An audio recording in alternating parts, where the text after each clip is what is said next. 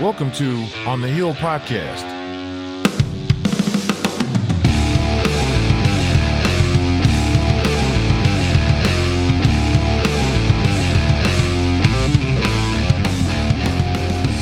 Okay, and we're back, man. Back on the hill. Back on the hill. Back on the hill. Episode, was it 19? I think 19, man. It's been a minute. Yeah, so we, real quick before we introduce our special guest. I had a grandson, bro. Yeah, so we've been kind of play catch up. Oh, yeah. I'm a grandpa Congrats, now. man. Congrats. So yeah, we're trying to play catch up. We try to put one out every 2 weeks, but we're kind of on there now, back on schedule. Yeah. He put us on a little bit of a break, but That's Yeah. all right. That's good. That's a Little good break. gift, man. That's Yeah. a definite. That's Yeah, a he's true something. blessing. Yeah. All right, so we got our boy on here today. You said you want to keep it street name, right? Street name. Gang, gang. PJ Hart, the one and only. Welcome to the hill, baby. Welcome to the hill. Thanks, man. Thanks for having me. Thanks for the water. Yeah, man. Oh, Thank yeah. you. Yeah, and we'll get you a coffee cup. So every guest gets a coffee cup, and they're reordered. So what's kind of cool is that we've actually run out of them. So that's how many episodes we've done. That's a good thing, right? it is good. Yeah, we'll get you one. That's all right. So real quick before we start, I'm going to get into it. It's like we were going to do like Eric and I were going to do a what do you call like a post review of the year, but Recap. But we're going to do a recap with PJ, man. Yeah, you recap what you want. Yeah, we're not going to go through each guest, but what I do want to say is this: is we try to put it out every couple of weeks, and we're trying to get people to like the show or like it on Facebook, Spotify, or Apple Podcasts.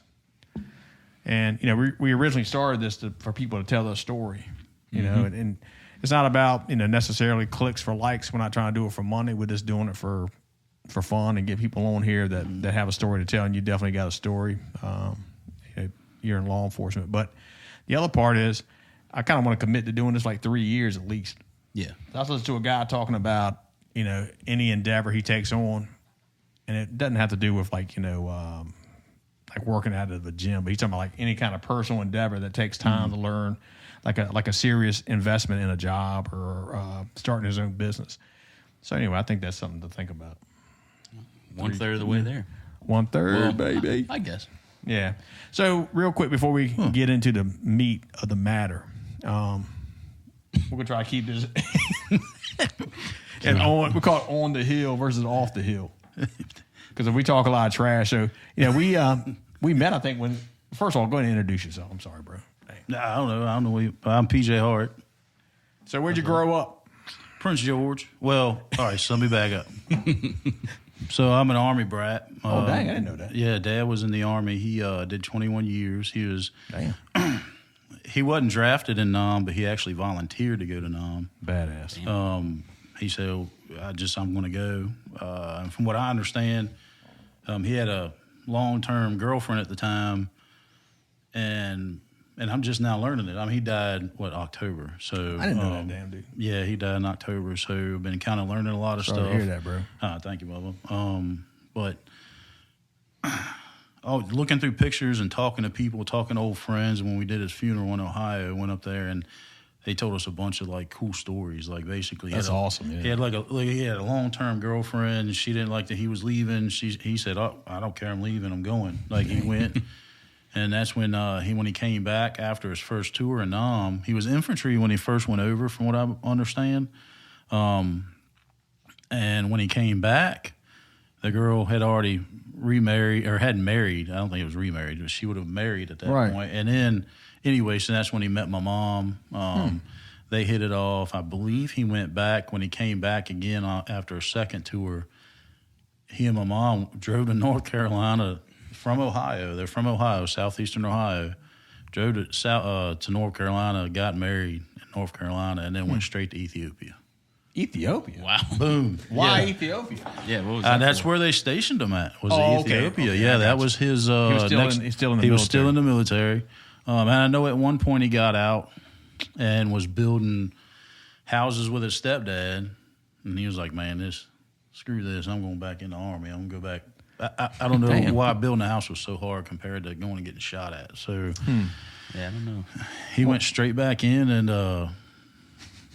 went back to get shot at. Then he said, "I'm just going to stay in for 21 years." Good for him. Yeah. I don't think he expected the 21-year thing, but then that's when he became like an instructor, and then when he got out, he worked at like some contractors, and then went to like VDOT and Department of Labor and Industry around here. Then retired from there, from the state. So he had 2 retirements, and then he was auxiliary officer in Prince George for 27 years, I believe it was. Tag on, man. He retired October 1st, 2023, and then died October 21st, 2023. Really? Mm-hmm. So the whole time you've been there, he's been an auxiliary? Yep, yes, sir. How the hell did I never met your dad? That's wild.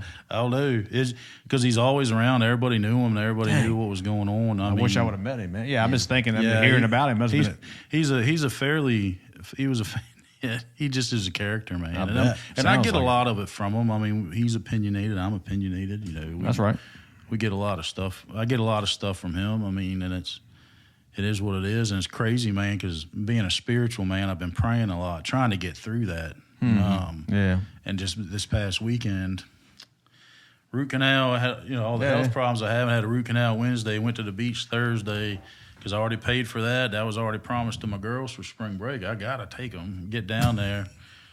And we're at this place called Sunset Beach in North Carolina, and I'm like, I'm feeling better on the antibiotics, still in pain, but I was like, just put on a brave face.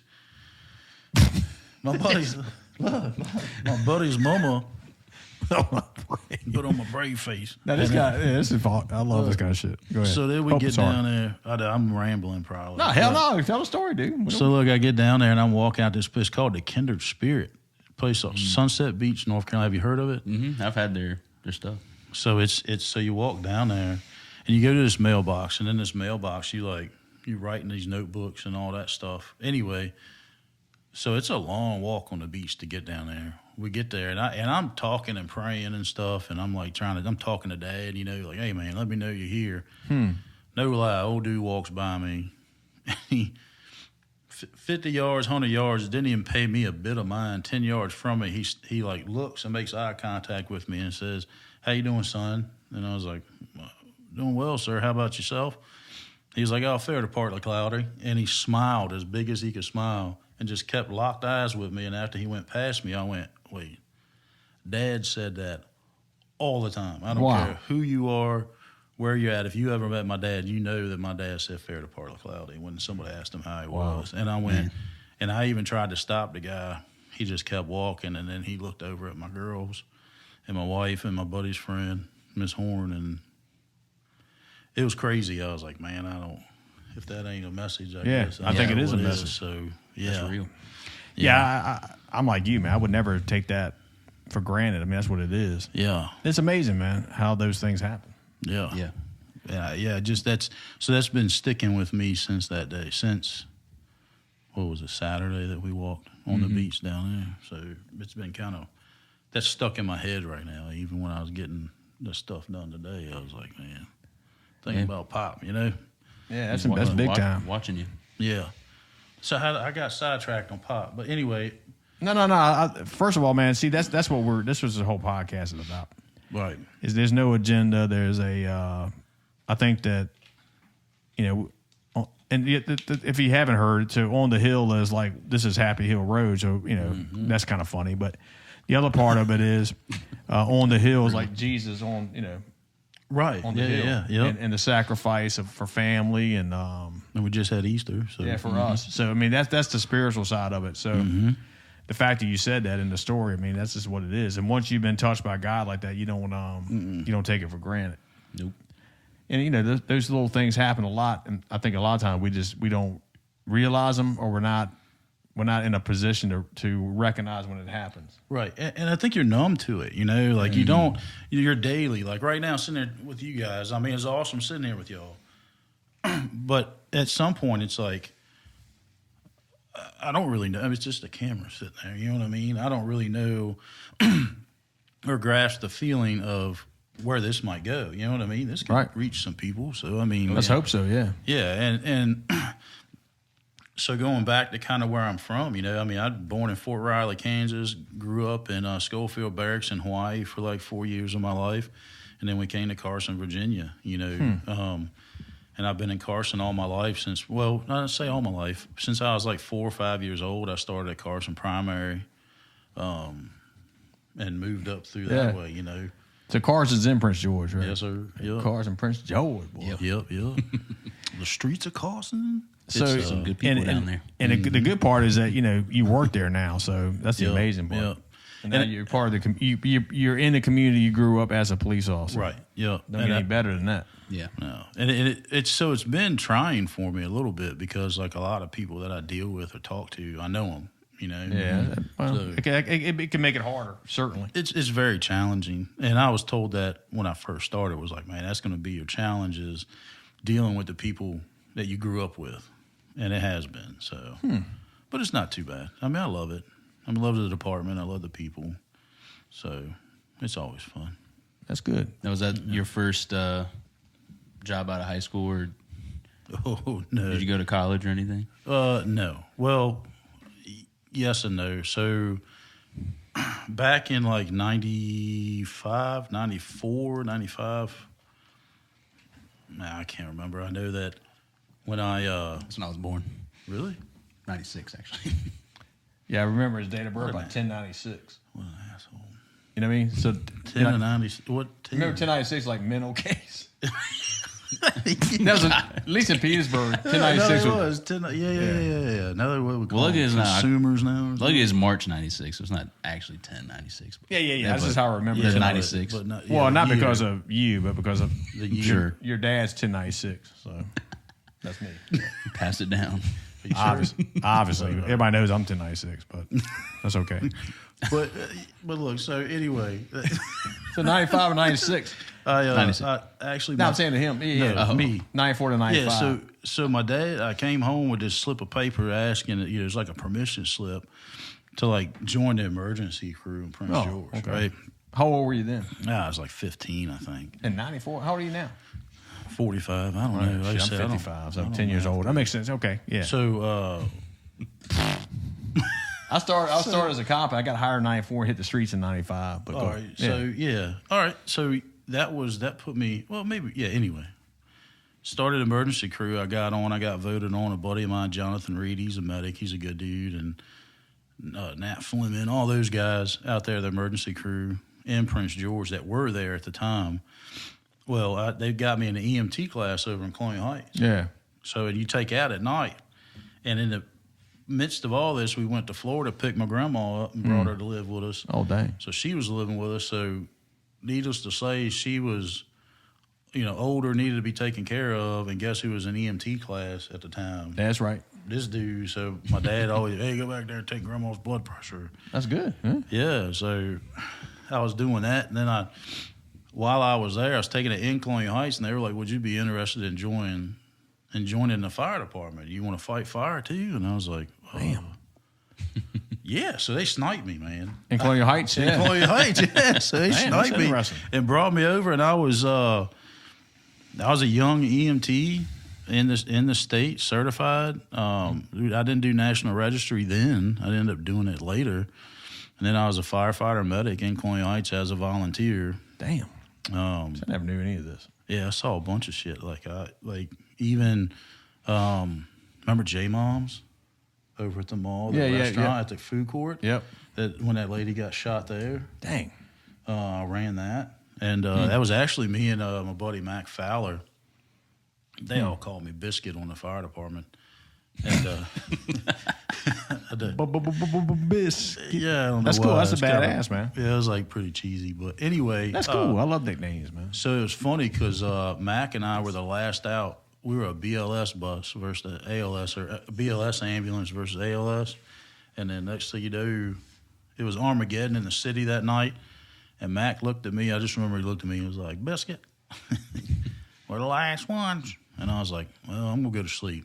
He was like, all right. So we both turned the sheets down, went to sleep. Brr, buzzer goes off. We're like, well, that didn't last long. We get up, get in the ambulance, and we start responding to a shooting At in the front mall. of J-Moms. And we took that young lady to the hospital. I mean, she didn't make it. But, I was probably 17. Damn. Wow. 17 or 18. No, I was 18 because I was AIC in the back of the ambulance at that point. And, I lost her like 2 or 3 times on the way to the ambulance or on the way to the hospital. Then Mac, I think, got back there. We stopped to do CPR, and then Mac stayed back there with her. And I remember the old South Side when you come down that road and you go up and you come up the hill to the ER. The old hospital, yeah. That was creepy, but that was I can't even name that road right now. Dang, that's amazing. I can't remember the name. Yeah, of it so you either, came off 95 and then cut on the back yeah. way. Yeah, And the boy that shot her was following us the whole way there. really. Mm-hmm. Yep. And then once he saw her go in the hospital, because I locked eyes with him when we got to the scene, but then he followed us all the way there. And then, yeah, it's crazy. But they had a standoff with him over there at the hospital, or over at not the hospital, the old police station on James, right? You know, on that corner, not James, but the corner where that road come out right there to. You talking about it in Petersburg? No, Colonial Heights, Oh, the damn. old police station. So how did oh, so he went back into Colonial Heights after y'all? Yeah, I guess. And then all I know is they called us. We were in the middle of doing our debrief at Station 1, and they called us down to do a standby for him. Well, a standby because they had a standoff with him. Yeah. And they took him into custody without any incident. So I mean, that was a good job on the officer's part. So, and that was all the old heads that are there now. You know, like Yeah. Dang. Hans Bach was down there. All those guys. I think Early may have been down there, and he's our chief now. Yeah. So all those dudes, they're down there doing. Whereas when they were back doing, street level, So it's just, it was impressive to watch that. And then, anyway, and then I kind of grew up through it, got out of it, ran into one of the guys on the dive team in Chesterfield. He was like, "Man, you got to get back into it." And I was going to put in for Chesterfield Fire Department. And Prince George came open with the police department. And my dad encouraged me, and I went ahead and put in at the ripe old age or the ripe young age or whatever of 35. I started late. Now I've been doing it about 11 years. Yeah. So That's not bad. I mean, you had the experience too. Yeah. Well, when we met, I think you were in firearms instructor school or something. Yep. But and you did some. You already knew how to shoot, but you did some work at what you call too, right?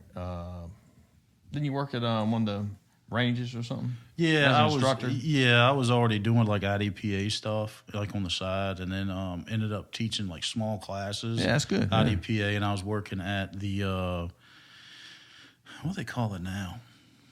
The one in Colonial Heights, Sharps. Daddy owned it. Yeah, Smoking Gun. Smoking. But before that, my buddy owned it, and it was called Straight Shooters. And I remember that. Yeah. And I worked up there with him, and he put me in some like gunsmithing and armor schools, to kind of help with some of the rental guns, and then also too was putting me through classes, and I was kind of standing out on the range, making sure nobody just muzzled each other and stuff like that. So yeah, I was already kind of in the process. That's right. Yeah. Dealing with that stuff. So Good times. Were y'all in that class together? The instructor school? Were y'all? I think I was one of the instructors. I think. yeah, you were. Oh, okay. Who knows, man? Yeah. He was one of the instructors, and he was like, he's standing over here like hard charger, and he's just growling all the time. And I was like, that's my boy right there. I went and stood with him. He did, too. And just learned as much as I could from him, and just did what I could, because I knew that the smoking and joking and the laughing weren't a part of what we wanted to do. No, I didn't take part in that bullshit. Yeah, we wanted to. I mean, the range was serious, and it is serious. So we went down there and now we cut up and had a good time, but Yeah, at the right time. Yeah. yeah, but there was like a group of us that gravitated towards your dad because he's over there telling you, thank your hands, kind of stuff. Yeah, let's hear about that. What the thanking hands? Yeah. So what happened was, what year do you think that? I don't know what year that was. Man, I couldn't even. Was it before, pre or post surgery? That's how I gauge stuff now. Yeah, it was pre-surgery. It was pre-surgery. Okay, Yeah, yeah. So that was probably 17 or 18. Yeah, because we'll get to that too. I didn't even know you even had surgery. That's the bad part. But anyway, because I would have checked it. But anyway. Oh, I know. Yeah. But we'll get into that. But yeah, so essentially when I got out of Petersburg, I started working part-time at the academy. And then they brought me in hey, can you come here? Once I guess I, met the approval of, now I'm out to behave. Do I got to behave 100% or can I throw out some wizards? I mean, you do what you do. I mean, I know what I can say and can't say or want to say and not going to say, but that's you. I just like to refer to some people there as you remember the Wizard of Oz? Oh shit! And when they finally got to the end and they pulled the curtain back, it's like a little dude on a microphone with a bullhorn. Yeah. So anyway, once I met the approval of that, I started doing more teaching. So of course, Hart would come in there and help instruct, and he was he is one of the best instructors there. So anyway, I went from teaching DT and then firearms and driving I ended up being a coordinator because somebody left there, and then Hart was coming in teaching traffic and some traffic stops and a bunch of stuff. Nice. But one day they came in and he came in. And the classes were squared away, but I mean, I allow each instructor to do their own thing. You got to impart some wisdom. He had his own style, which everybody loved, appreciated. Mm-hmm. But I can't remember if I asked him or the class asked him. But I'm like, what you can So it's like a class of 25 to 30 recruits. It was a pretty decent sized class. It wasn't a small class. That I forget what session. It might have been. Was it the 82nd or 83rd or something? Anyway, I just remember, and I guarantee if any of them are watching, they'll probably comment on it. Because, it was in the 90s. Yeah. Was it in the 90s? Yeah. Okay, so no, I was in the 82nd. Yeah, I guess. Yeah, I was in the 44th. With on spot. Yeah, we were. Really? Yeah. There's like 20 of us in that class from Petersburg. That was a big class, and it's funny because there's some good guys in that class, and girls. Yeah. Right, and I always tell people that statistics show that only half of you are going to be cops.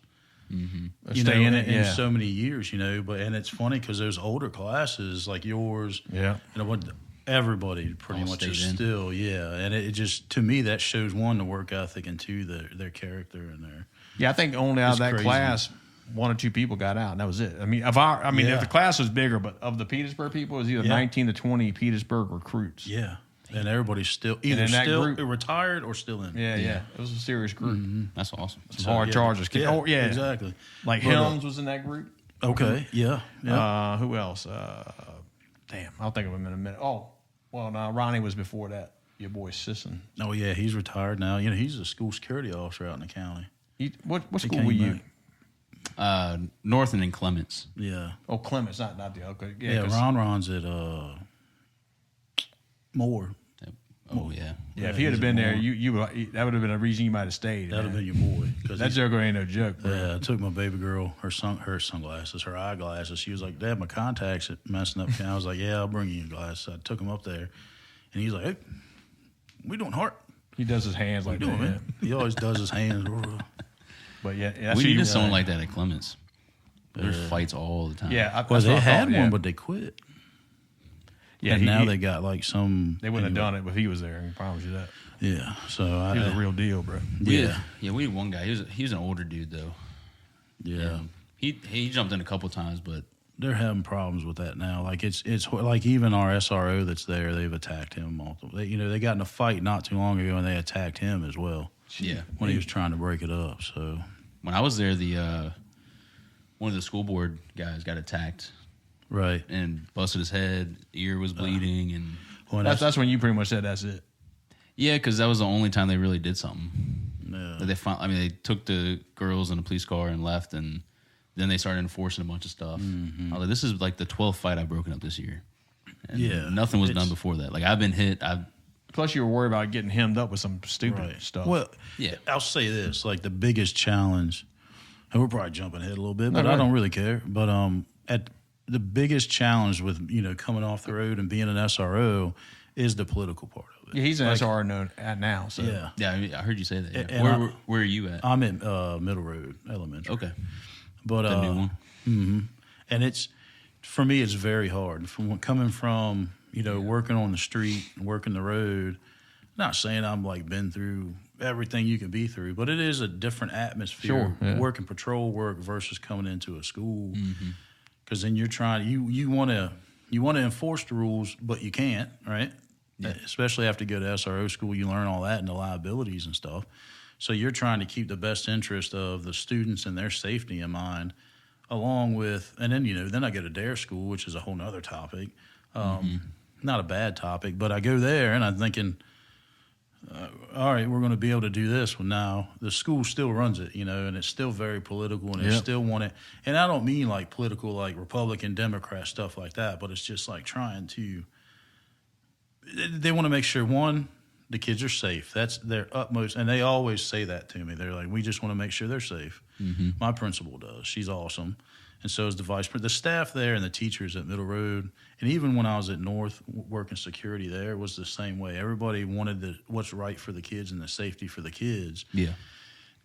And then we could probably bash the heck out of the school board and administrations and stuff like that. But honestly, it's so political. I really have no clue what's said to them or what happens behind closed doors with those guys. Yeah. Same thing with like our administration and our staff. I mean, they got a job, and their job and all their jobs are just as hard as ours down here. But you only see what's in your bubble, That's so right. it's hard. I don't. But that's been the most challenging thing is going, hey. Like, what the hell am I supposed to be doing? Like, Yeah. And can I address things? Like, what can I do? Or should I address it? And it's like, man, it's gotten to the point now with me to where, like, down to if I see a kid running, I'm like, hey, man, instead of, like, yelling, don't run, I go, hey, what's up, man? I try and have a conversation with them, fist bump them, redirect them. Because I'm not there as an authority figure. I'm there as, like, to keep them safe and to build relationships with them. So, and it's hard. And when I see that the attacker hit a teacher, I didn't mean to cut you off. No. That's tough, man. I'm like, man, and I'm standing over there like I see, or I hear about it. I get so like street cop in me wants to come out or patrol, but it's like I can't. So, I mean, I can't just bite their head off. And it sucks because you're in the position that you were in. It's like, I don't want you to get attacked, Yeah. Well, yeah, it was just, part of it was a lot of the fights were girls too. So right away, you're like, what can I do to break up a girl fight? Because second you before you continue, let me say, so say somebody's never watched this before. You were a teacher in Prince George where Hart worked for 5 years. You started off at North and then you were at Clements for 8th and 9th grade. Yeah. Yep. And y'all met each other there too, so you knew him before, even before he knew you were my son. But anyway, I just want to say somebody's watching that you had the teacher perspective, and now Hart, you've been at SRO how long? A year. I will say a year. I mean, close to it. And you've been in there, so I just want to lay it out. So somebody know you're both speaking from experience. Yeah. Oh yeah. Yeah. So you were saying that with the girls are fighting. Yeah. Well, I mean, we're already limited to what we can do anyway. Right. You can't restrain. You can't. So when the girls were fighting, it was more just getting the crowd away and getting them separated. But I mean, I was in tussles with 2 or 3 kids, and they're just swinging. You don't know where you get hit from, and the worst one was a security guard got pulled down, and I mean, all the kids just kind of like trampled over him. So I'm in there on the ground pulling kids off of him, and they stole his credit card, his phone. I mean, that was after the fact, but it's like, come on, man. And then nothing against it. I mean, the SRO officer got there, and same thing. It wasn't much that he could do except crowd control. Right. Yeah. And our thing was just getting him up. Mm-hmm. And once we got him up, we were able to figure out where it started and get them to the office. But the only real time I saw cops be cops were when it was drug related, when we were doing any kind of search like that, and I was in the office helping with that. But I mean, we had kid running around shirtless, flipping trash cans, and taking other kids' bags and throwing stuff. And I think we had 30 minutes into it, we had 2 or 3 officers there, and they basically had to corner them because they couldn't touch them and they couldn't put their hands on him until he did something to them. And finally, I think he came at one of the officers, and they were able to. Right. But it took like 30 minutes for them to do anything because. So I mean, you don't want to say nothing, but I'll say it. So, I mean, imagine. So I'm like the third person. I'm outside looking in because I never. I did work security at schools in Petersburg, but that was a long time ago. But and same thing. Don't. But everything you can do not to hands on with the student, et cetera. But that was in Petersburg. But what I was going to say was, imagine being a parent and your kids are going to school, and all this stuff's happening, it's become so political that the officers there and then can't even do their job, which is, you know, I know you don't want to talk about it, but I'll just say it. And then your kid's there to learn is like, my kid can't learn anything because all these distractions.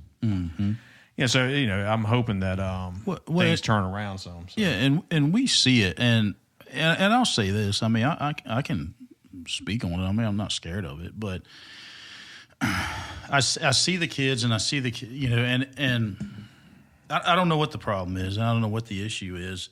And everybody can point their finger. I mean, I have teachers that point their fingers. And I have my own personal opinions, which I'll leave out of it. But I see teachers point their finger at, what is it, the 504s and all that stuff, whatever you have to, your accommodations you have to have. Like behavior plans and stuff. Right. Yeah, so they point their fingers at that saying, why are these kids being like mainstreamed or put in a regular class?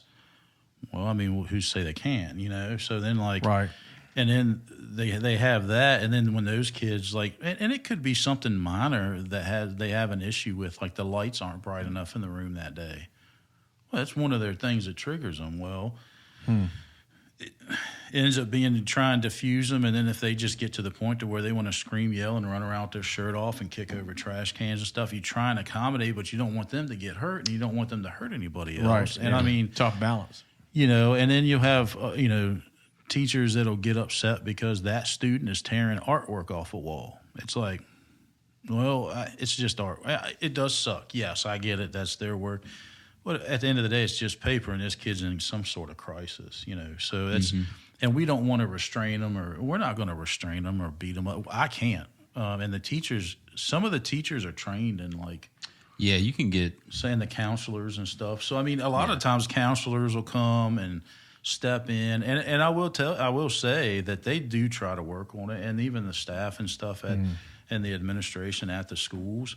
They try and work on it, and they just document everything. If it gets to a point to where it's too bad, and like you said, it's taken away from all that takes away from a learning experience, right? Oh, yeah. But it also gives those kids that are sitting there observing this life experience to go, whoa, okay. So I know what I recognize if I see this in a family member. This, so they are taking something away from it, because they come and tell me, or I'll check on them, be like, y'all good? And they're like, yeah, well, we know what not to say to so-and-so now or whatever. Yeah. So, I mean, they do learn from it, and it sucks, and I hate to see anybody go through it, but I guess it's kind of a nature of the beast now, and it is that political thing, you know, the parent of that child wants their child to get an education, right? So it's got to be fair. So, but if it gets to a point to where it's out of hand, then I've watched them do it 2 or 3 times now, to where even the school board will come down and observe and go, all right, or somebody from the administration building, right? One of Pennycuff's sometimes I've seen her come down and actually observe and go, okay, all right, now I see what y'all. Yeah, that makes more sense. And then they end up taking them and putting them in like an alternative school. Right. Yeah, it takes a lot to get to that. It does. At that point. It does. And I don't know, and I think that's legislation. My wife's cousin, she's what do they call them? Administrative intern, or whatever. She's going to school for it. I go to her. I go, hey, this makes zero sense to me. Explain it. And she'll go, all right, PJ, sit down. And she'll tell me all about it. And I go, oh, okay. Right. Yeah. Right. So, and it's just like in police work. You got to build a case, right? Yeah. You got to build a case. And we got to try and keep everybody safe, you know, in the process. And I'll tell you, I mean, there's a couple of the kids that when they lose their mind, I just kind of show up, not as authoritative, because I go in and sit down and talk to them. And I try and... That goes a long way. It helps them recognize that law enforcement. Yes. And that's what I'm trying to do. Instead of hurt them. That's good. Yeah. And even the guy that's working with me at the school is my school security officer. He's a retired officer as well. So he's been through it, and he knows it. He's a DARE officer, and he knows. He gives me a lot of advice and a lot of input, and so it helps. So he's well versed in all of it. It just kind of sucks, like you said, to see. Yeah, it's tough, but you guys are doing it. So yeah. No, Good job. Yeah, it's So, hard. yeah, and it's hard work. I think, the other part of it is having people in there that are, I'll say it, I don't know if you can say it, but I'll say it, is like actual police officers. Because it used to be like, be honest, like school resource officer, like a dumping ground for cops that couldn't cut it. That's not the case now. So you look at the case. You look at the case down in Florida where the guy hid behind the dumpster while kids were shot and killed. Yes. That's what I'm saying. Or you look at Yeah. Uvalde where these people are hiding in the freaking hallway Yes. while a gunman's killing kids. And The hell with that. Checking their phone. Yeah, Oh, no. Yeah. First of all, that goes still against any active shooter training. Period. Absolutely does. Yeah, it doesn't matter. So I don't want to get into this too much, but like during Columbine when that happened in the 80s, they mounted up SWAT teams to wait to get in there, and then they were going to go in. Well, by the time they got in there, 10 students were dead. Yeah. So now the training is, if you're one officer or two, you just make immediate entry and go to the sound. Go to the gunfire. Yeah. And we look at the examples of it. So I would say that, like, I know you, and I know some some other of your guys in school resource. That's who you want in there, because if something happens, you're gonna respond, and you're not gonna be hiding behind the dumpster. Yeah. While students are being slaughtered. I mean, so it's serious. And I think parents need to recognize that, and hopefully the legislation will come along where, the legislation's in place. I work with kids now that do have like autism or behavioral issues, and it does take a lot. And the school works hard, but the schools are, the teachers have like 20 or 30 kids in each class. So if you're a special, if you have an IED or a IEP. yeah, it's a whole bunch of intellectually disabled or whatever. Yeah, and I can't remember what it's called. Yeah, we don't Those say are they're just education plan, individualized education plans. Right. And they're trying to make that work. They're trying to work with the regular kids. It's just a lot for people. So let's hope that they, recognize all the hard work that everybody's putting in, and these guys get better raises, and ladies, and they get the appreciation they deserve. Well, and I think too is like they started that legislation. I'm not trying to cut you off on that. No, hell no. That stuff is, I think it's a lot of red tape there. We could streamline that a little bit, right? But you also want it for you want to make sure all the T's are dotted and all the I's are crossed, kind of stuff. So you want to make sure all that's squared away so that the kid gets the absolute best care, right, and help. So, but then I love that, and I just wish we could streamline it some. So it'd be faster. It takes a lot to get there. It takes a lot to get there. You're right. Just to get on it. I've sat in, hundreds of those meetings. Right.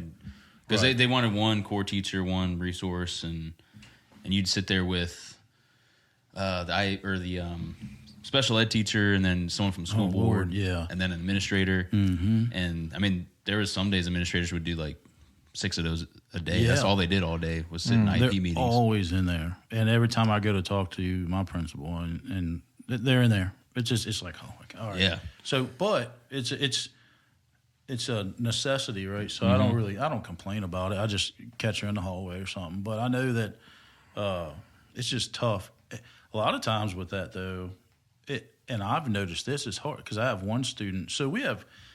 I don't know if they had it at North when you were there.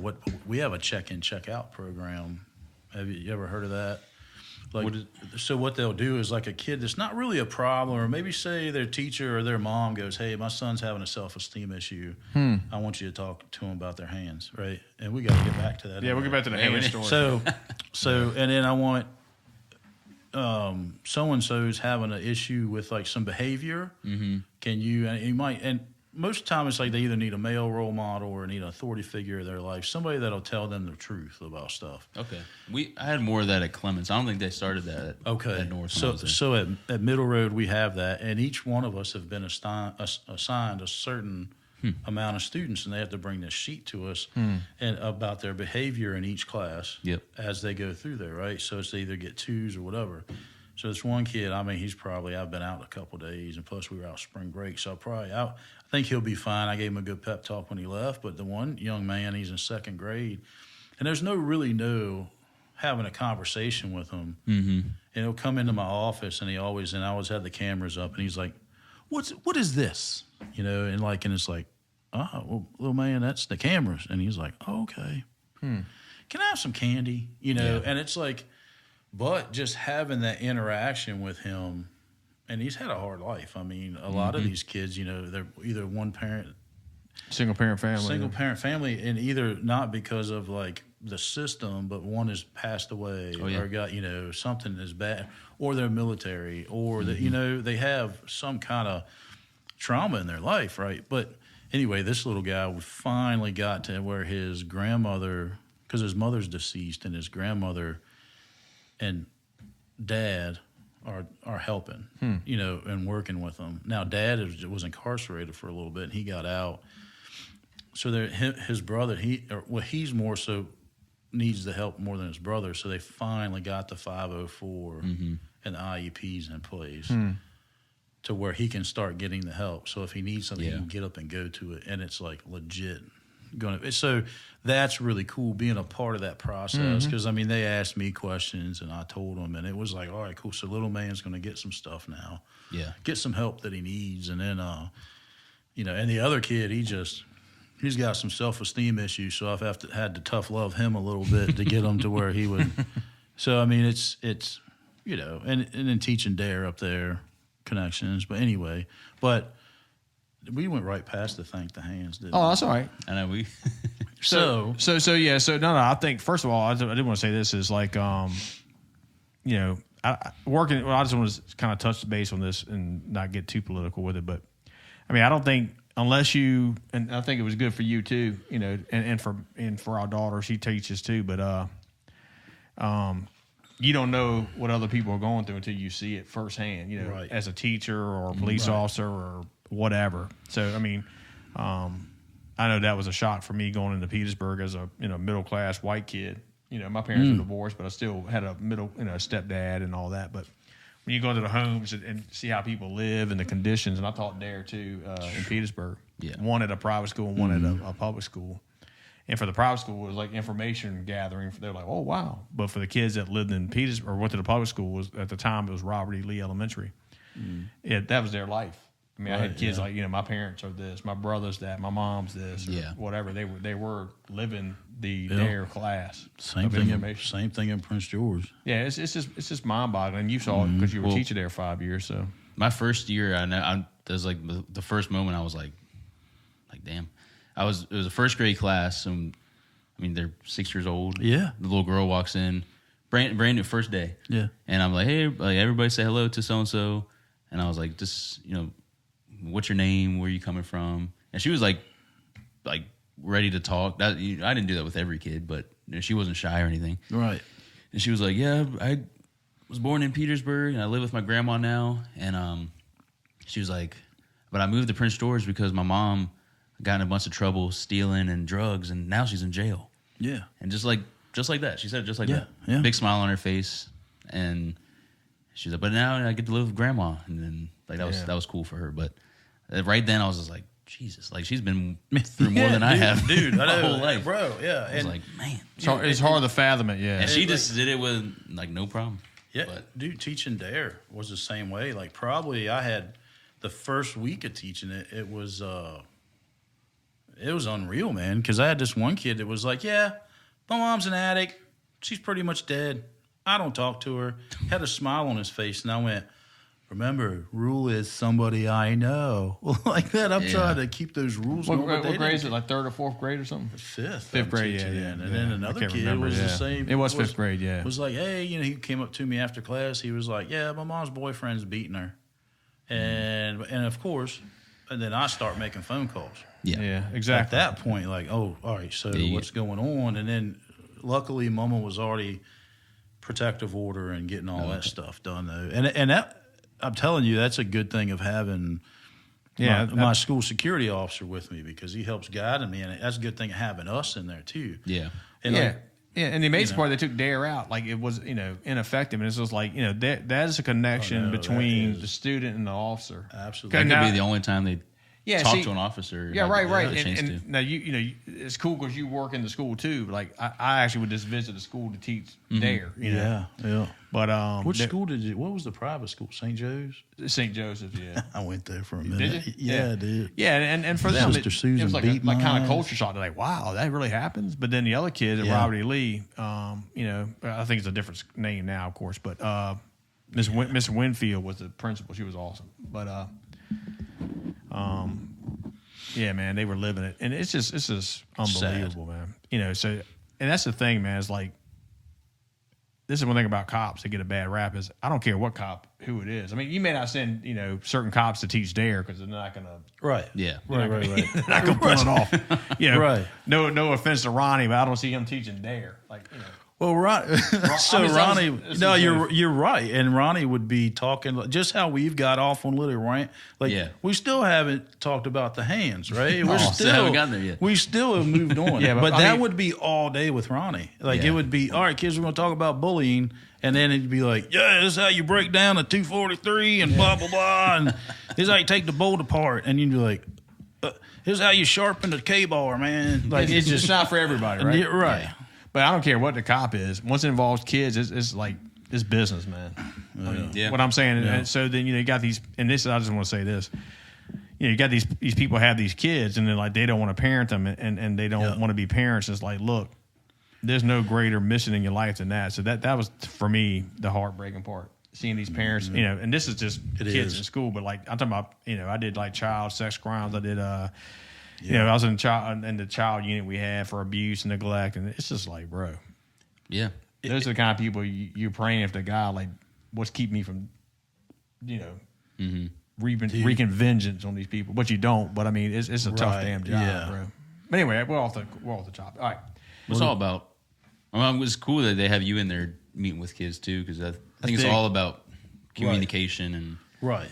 Because I mean, the one that sticks in my mind was that there's this girl, 14, and same thing. I found out she was actually Army brat, and then she was between her mom and dad. He lived West Coast, and then she was living with her mom or her aunt. But there's one day she was just not doing what she was supposed to do, acting just out of character, and I wasn't mean to her, but I said something to her you need to sit down, you need to stop talking or something. And she just broke down. I was like, oh, yeah. I said sometimes it's just that, and it was enough for me to know. I was like, all right, well, I need to go talk to her. So took her down the hallway and was like, hey, what's going on? I know I can tell something's going on. She's like, well, I didn't get off until 2 a.m. I was like, get off of what? She's like, I didn't get off of work till 2 a.m. last night. I was like, you're working? I was like, you're 14. And she was like, well, mom's got cancer, and I didn't realize she had 4 younger siblings that she would, make dinner for, put them to bed, and go walk to McDonald's, work there till 2 a.m. And she was like, I got off and I still had to study, so I didn't go to bed till 4 a.m. last night. That is crazy. And I was like, do you do this? She's like, no, this is at least 4 days a week, and I've been doing it for 2 years now. I was just right then I was like, man, I had no idea any of this was going on, because usually she'd come in happy face, you never know, straight A student, and how and that's what you wonder about people, man. I mean, that's just unbelievable. And then she was one of those. I asked if she could get put on what we were doing, checking kind of thing. Yeah. And so I started meeting with her, and I found out, so much. She would take flights by herself down to, I want to say Puerto Rico, where the rest of her family was, to visit them. And she was back and forth. It was crazy. She was 14, and she had already been through an insane amount. And I just found that out one day just because she happened to break down, and I talked to her. And she was like, I don't really tell many people this because I don't want them to think I'm, I live a hard life. Or I was like, I had to tell her, there's nothing wrong with. Yeah. You should be proud of what you're doing. She was embarrassed by it. Shit. Yeah. Dude, that's unreal. Yeah. It was just one of but I'm sure there's plenty of teachers, kids that aren't that strong-willed, who just... Or disciplined. Yeah. Who, they're just the bad kid in the class, and they just, you just put him in the corner and all right, just go do your work. Stop talking. And you never know what's going on. It'd be nice. And, the other part, she trusted you to tell you. Mm-hmm. Yeah. And, so some of that, having... For a lot of these kids, they don't have male role models. of any sort. You know, so when a male, of course, there's people take advantage of it, of course, but I don't. That's not what we're talking about. We're talking about you guys are stepping up, and then these kids have somebody to talk to. Well, and I think that says a lot for like our profession and just us as humans in general. Like we get constantly, my SSO told me like when he was in the academy, one of his instructors was like, "Hey, look, it don't matter, if you're black, white, whatever, you got that blue uniform on, and that's what you're identified as now. You're in that uniform. That's right. That's true. And you're identified by the uniform, not who you are, or what you do. Mm-hmm. So go out there and basically don't be a dick. And that I took that as because this was before we worked together at the school. This is when I had just come out of the academy, was working the road with him, and he said, "Hey man, just don't be a dick." That stuck with me. Yeah. And unless you have to be, right? Sometimes you have to be. So he just always told me that, and it stuck with me. And I've taken stuff from veteran guys, and I think the funny thing is this podcast, this little thing y'all got going, which is pretty cool. Yeah. When I first met you, going back to that, first thing he said to me was like, "Well, what's your story, bro?" And I went, "Huh?" Yeah. I was like, "What the hell are you talking about? What do you mean?" He was like, "What's your story, bro?" Where you from? What's up, bitch? What's up? And I was like, "Well, and I gave him a quick little, the normal, like when we introduce ourselves in the academy kind of thing." And he's like, he goes, "Man, that's the cheesiest shit I ever heard in my life." And he walked away, right? And I started laughing. But that's how the old heads that taught me how to be a cop are and were. And I appreciated that, and because it took me to a different level, right? Yeah. And I mean, and it wasn't always oh, you're the best cop, you're going to be the great. It's always like, hey, get over yourself, you little punk, like whatever, rookie. Like, eat your lunch in the car, which that didn't happen, but still, it was just, it was refreshing, and it was, I don't even know where the hell I was going with that. But I mean, it's about those genuine connections. And he wanted to know my story, so then I took that, and every time I arrested somebody, being a spiritual man and getting more spiritual as I get older, that's right. Yeah. I've even learned, hey, look, it's not for me to judge. It's not your fault. You're not 100%. So I even take that to the kids. When I'm at the school, I'm like, and you telling that story, it puts etches it more in stone for me. Now you want to do it more. Yeah. Right. And then even when I arrested, I've arrested multiple people, and instead of going, hey, you're an idiot for doing this, I've said, hey man, just tell me your story. I didn't even arrest him. He had warrants on him. Mm-hmm. Well, I guess I did arrest him. He had warrants on him through I don't know if it was our whatever, the task force, I don't know, but there was warrants on this guy, and he was a high-ranking blood. And I said, hey man, what's up with the Patriots? It was an old school Patriots wool leather jacket looking thing. I was like, what's up with that? Yeah. And I was like, you like the Patriots? He was like, no, man, I just like the colors. I said, oh, okay. And so that told me right there, all right, so he is a gang member. Yep. Then I realized, oh well, he is a high-ranking one. I said, but what's your story? And I didn't say bro. I just said, hey, what's your story, man? And he started telling me his story. He said, man, I got in this life, and I don't know how to get out of it, but, I call a lot of shots and stuff like that. And he didn't want to talk about so much, but then he said, man, can I tell you something, like an effed up story? I was like, yeah, go ahead. He said, and it was around Christmas time. He said, them MFers come in my house, they kicked the door in, come in, got me out of there, blah, blah, blah, blah, blah. Or no, he wasn't there. They came in, they executed a search warrant, but while they were in there, at that time, the Teenage Mutant Ninja Turtle statues that were 4 foot tall were hard to find. He said, man, that was my son's, and they stomped it. Broke it. Yeah. He was mad and that's all he was mad about. They didn't care. He didn't care about the door getting kicked in. Didn't care about nothing. Yeah. Just his son's Teenage Mutant Ninja Turtle. And I was like, well, okay, I guess if that's what makes you upset. But hey, Merry Christmas, man. He was like, you know what, sir? Merry Christmas to you too. And they took him right in the back of the jail, and I just kind of shook my head. But so it's like, You know, it's funny to me to Well, hear took the people's time to ask, stories. yeah. And he respected the fact that I didn't think that he was just some Yeah. Yeah. piece of trash I was throwing away in the trash can called the jail. You know, Yeah. So it's a good thing to do. Yeah, so hearing from these old guys, don't be a dick. What's your story? And our old chief, Frankenstein, when I graduated, he goes, you don't have to write a ticket to every person you stop. And even our chief early now, he says that. He goes, you don't have to write a ticket to every person you stop, but I want behavior curve. You got to curve the behavior, and that's what we're trying to do. And just knowing that and learning from the older guys, I'm trying to pass it on to the newer That's right. guys, Yeah, that's and right. even to these students. Like, it's not the fact of coming out here and like changing the world, but just be a better person in the world. And you know what I mean? And them kids, that's all cheesy, but it's true. it's true. Though. It's true, you know. Yeah. But, Yep. It's the little things that make the difference for people. Yeah. You know, and Yeah. there's a lot for them to take in nowadays. it is, and a lot is thinking your hands. We're gonna get to it. Yeah, we'll get there, man. That's gonna be the closer. Are we working up to it? Yeah. So it's funny because I mean, literally in P-Town, man, you'd fight somebody, you know, and we had to process the people too. Right. So we Okay. didn't have anybody fingerprint. We had if I had to fight you at the end, You worked it. yeah, I had to fingerprint them too. So you know, you became kind of Catch an art. it, you clean it, kind of thing. I don't know if I knew that. Yeah, we had like there's only 2 sheriff's offices in the figured country, there- in the yeah, state. They did it all in P-Town. In the from state, what I understand. that doesn't do it, and our sheriff was one of them. And nothing against her because she helped me out. I spent my last 2 years with her, but for whatever reason. But said you became an artist that learned how to either de-escalate or just and talk it out.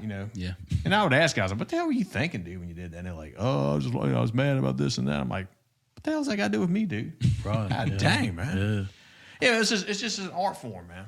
it is. And you can't teach it to everybody because a lot of these people are just posers, and they're scared, shitless when something happens. And they just go to panic mode, and that's something that I think that Hart and I try to talk about with the recruits were, get yourself together, Yep. Make sure you're in the right place, and they realize that people will hurt you. Back to all they recognize is the uniform. That's right. Yeah, but if you can kill people with kindness, that's an old saying. I guess you can't say that nowadays. But you surprise them with kindness if you can. But Yeah. even after you got go hands on, you can still be nice at the end. Like, hey, dude, you created this. We had to handle it. Now it's over. Yeah. I always ask them. When I've had to wrestle with them, I always go, "You good?" And they go, "Yeah, I'm good. You good?" "Yeah, I'm good." And then we just both kind of get up. And it's like, damn, what the hell, man? It's like, why that happen? I Good don't times, know. man. It's Yeah. good times. All right, so let's. Man, we've gone all kinds of This is holes. a I know, rabbit a bunch hole. of them. But I think I don't know what time it is. See, we can go on for a minute. Not really a problem, but I do want to. So you've been doing this for 10 years now, right? Yeah, August 1 will be 11. That's my birthday. Yep. Really? When is it? Well, August 1 is my job birthday. Oh, job birthday. Okay. Yeah. So he's an August baby. Now I'm an October baby. Damn, I was gonna say November, man. Damn. But anyway, so what I was gonna say was, at some point, what you actually had a heart surgery, right? Yeah, so July 27th, 2020, I was actually slotted within the week or so to come do my normal lead instructor for traffic stops, traffic direction, and like kind of a mini APT, how we always did it. Right. And of course, 2020 were like the COVID years. Okay. Yeah. And I was on the phone with my sergeant. And I'd already been kind of feeling weird. And I was talking to him, and I told him, I said, "Hey, look, I'll be at work tonight because they've remember they shut down the academy and all that, and you couldn't come to the academy. The Wizards shut it down. Yeah. Yeah. So it got shut down. Right. That cat was scared of COVID, bro. So it got shut down. Big time. And I called him to tell him, and we were talking. Shut it down. I know. Yeah. Well, I try to go past it without laughing.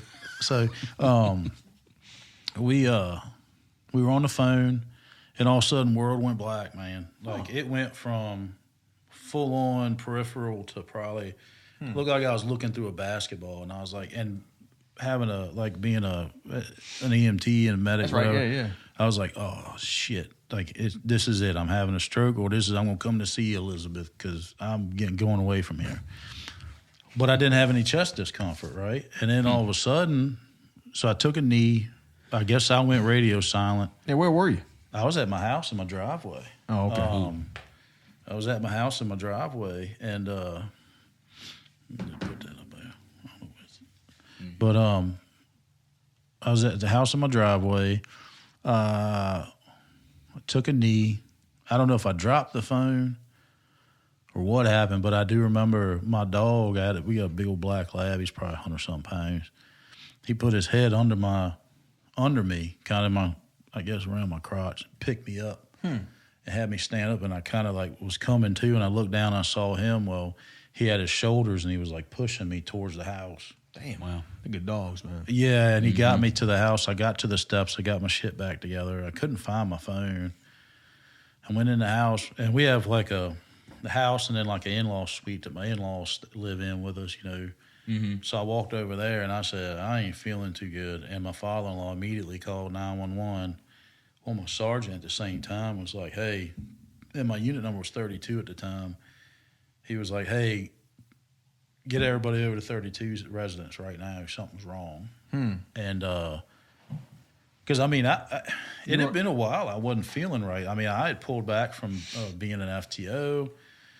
I had a bunch of stuff that I pulled back from with the department because I wore a lot of hats, FTO, like, I mean, a lot of stuff. And I pulled back from it. Anyway, ambulance comes and gets me along with every road unit that was on the road and SROs. I mean, there was a line of police cars in front of my house, which I did not know. A neighbor sent me a video of it later.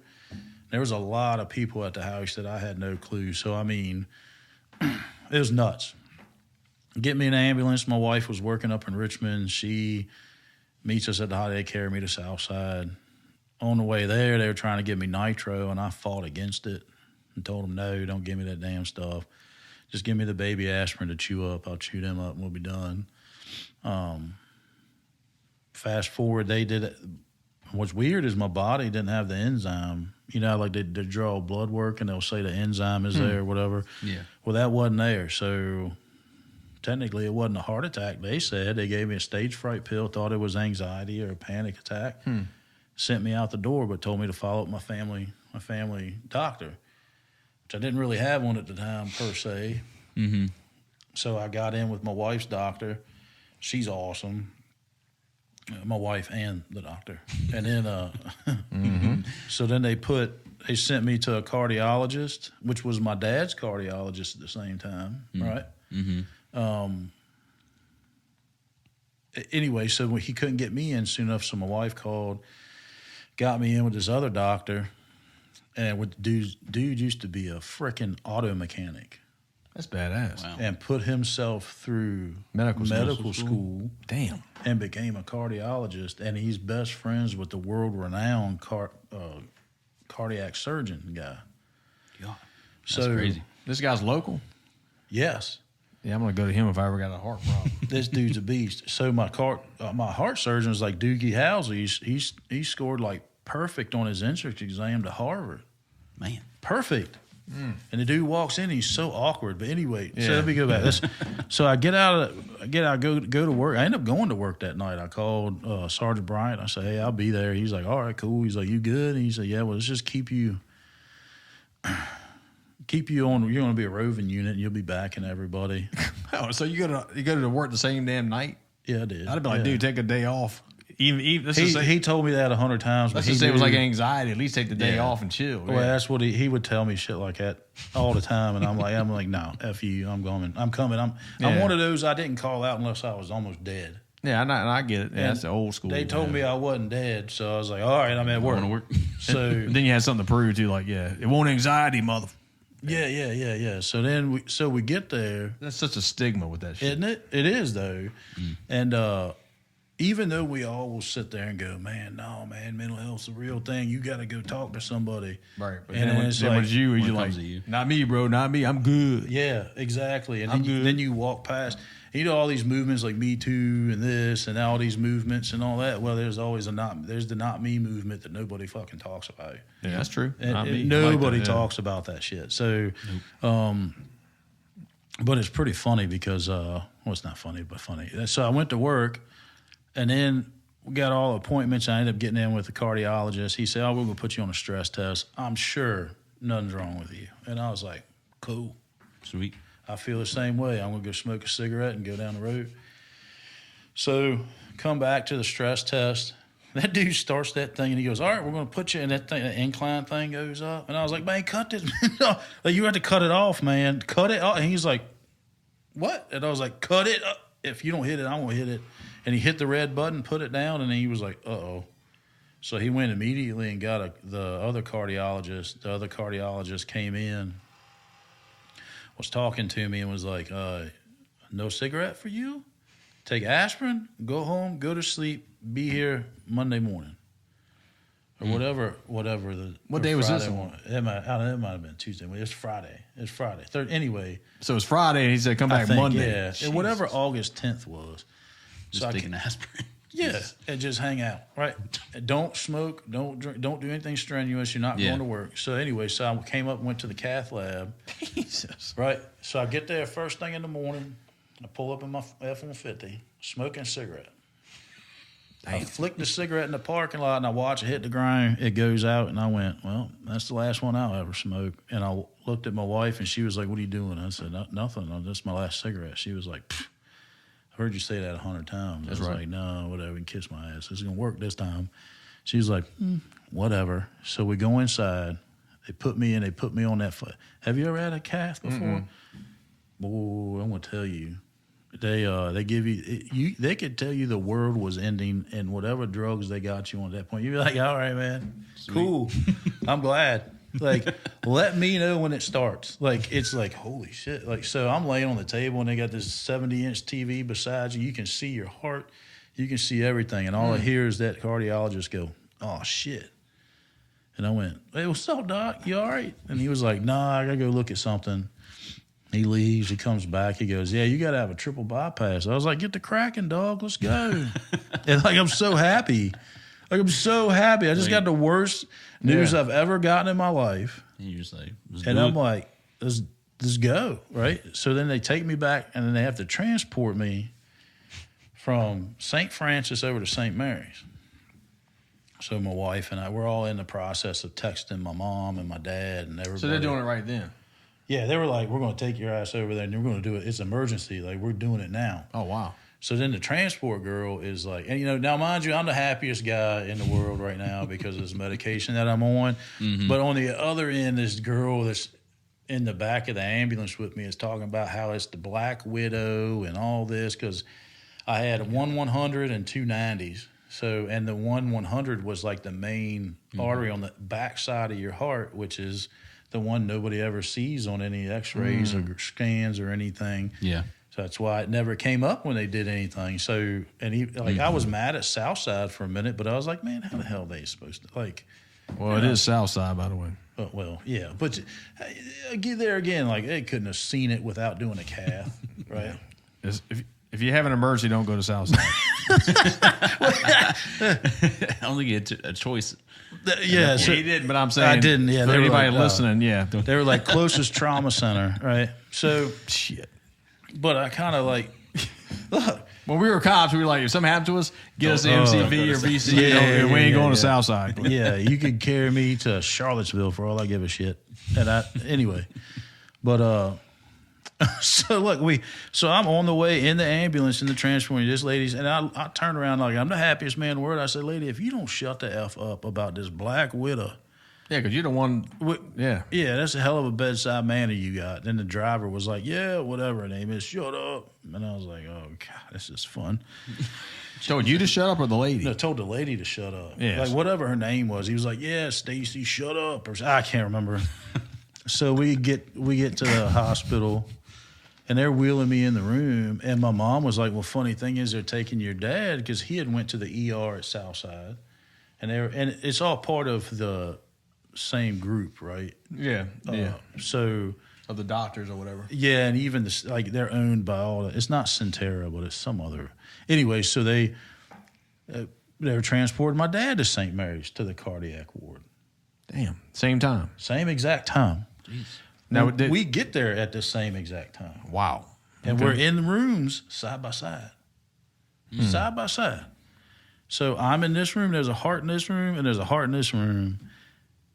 And I'm hungry as a hostage at this point. I'm like, man, I'm so fucking hungry. Like, where is my food at? And I see the dude with the trays in the hallway, but I was like, and I looked at my wife. I said, honey, Andrea, where's the food at?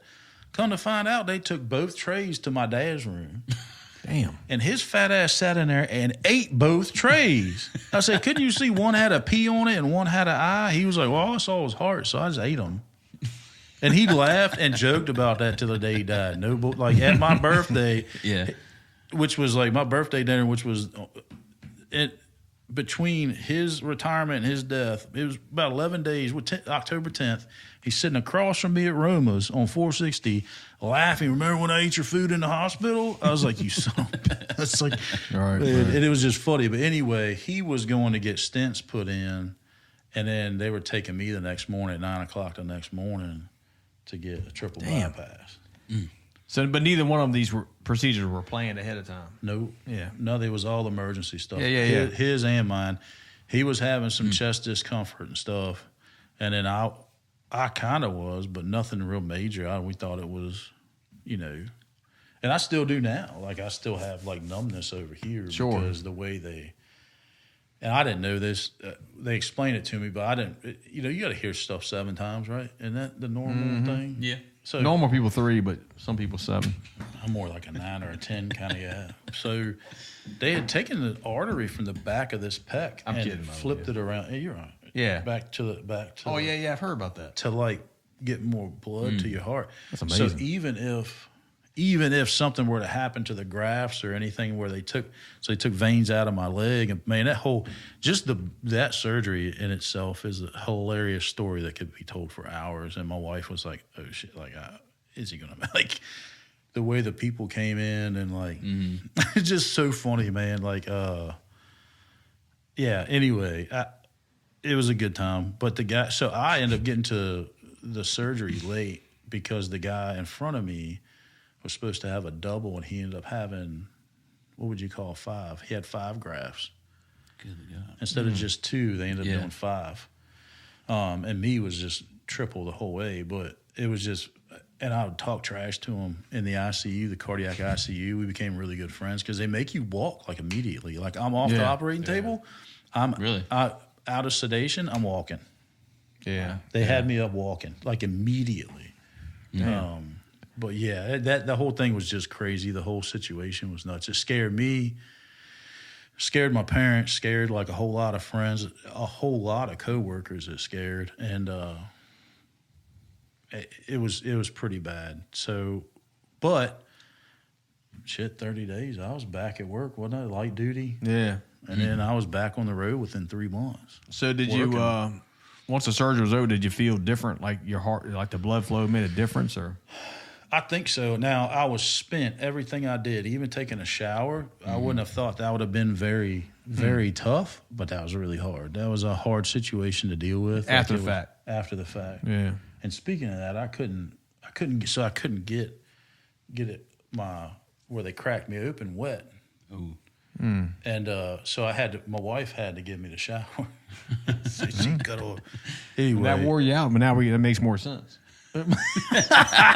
Well, yeah, you're exactly right. Well, the funny thing is that all her friends, and she's a daggone nurse too, so all her friends at work were like, oh, you got to mess with him. He likes to mess with people. He's a jokester. You got to That's joke. right. Mm-hmm. So the next thing you know, all I heard was, I was standing in the shower, and I'm like holding the wall.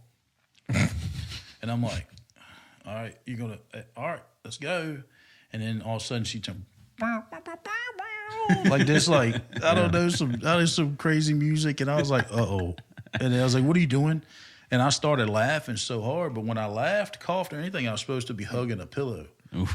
Damn. And and I was like, you couldn't make me laugh. And I was laughing. It was just a good time. It was funny. Like, not in that kind of way, but it's just funny that everybody's depressed and upset and just down because, and I don't know what it is. When I get in a stressful situation, I'll get upset, pissed off, or whatever. But I also try and turn it into a positive. What can I learn from this? Yeah. Well, I mean, I think you think about that. I mean, Yeah. so I mean, you talking about the experience on the beach in the beginning, with all the things that happened in the sequence of events, and you didn't the severity of the blockages, and you made it through just even getting to the freaking surgery. I'm not even talking about the surgery itself. Right. Yeah. So then you question, like, is God real? And people always wondered that. I was like, okay, these people were unknowingly, essentially playing with your existence or your life.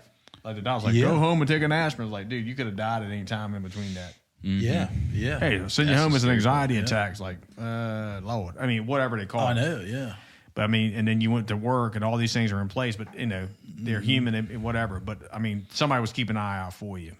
Yes. And I agree with that 100%. I was telling my pastor the other day, or it wasn't even the other day, it was probably a month ago or so ago. I was like, I'm so at peace right now with my dad's death that I've gotten to a point to where I know, and I try and tell myself, hey, look, I understand why this happened, what's going on, but until you start looking around and really paying attention, like, I mean, we've all got a testimony, right? Why we came back to our Lord and Savior, Jesus Christ. And everybody, I don't care who they are, in some sort of way has strayed from him, right? Oh, no doubt. And, or said, I've prayed to you all these times and you ain't done shit for me. Well, that's the wrong kind of prayer. Right. Right.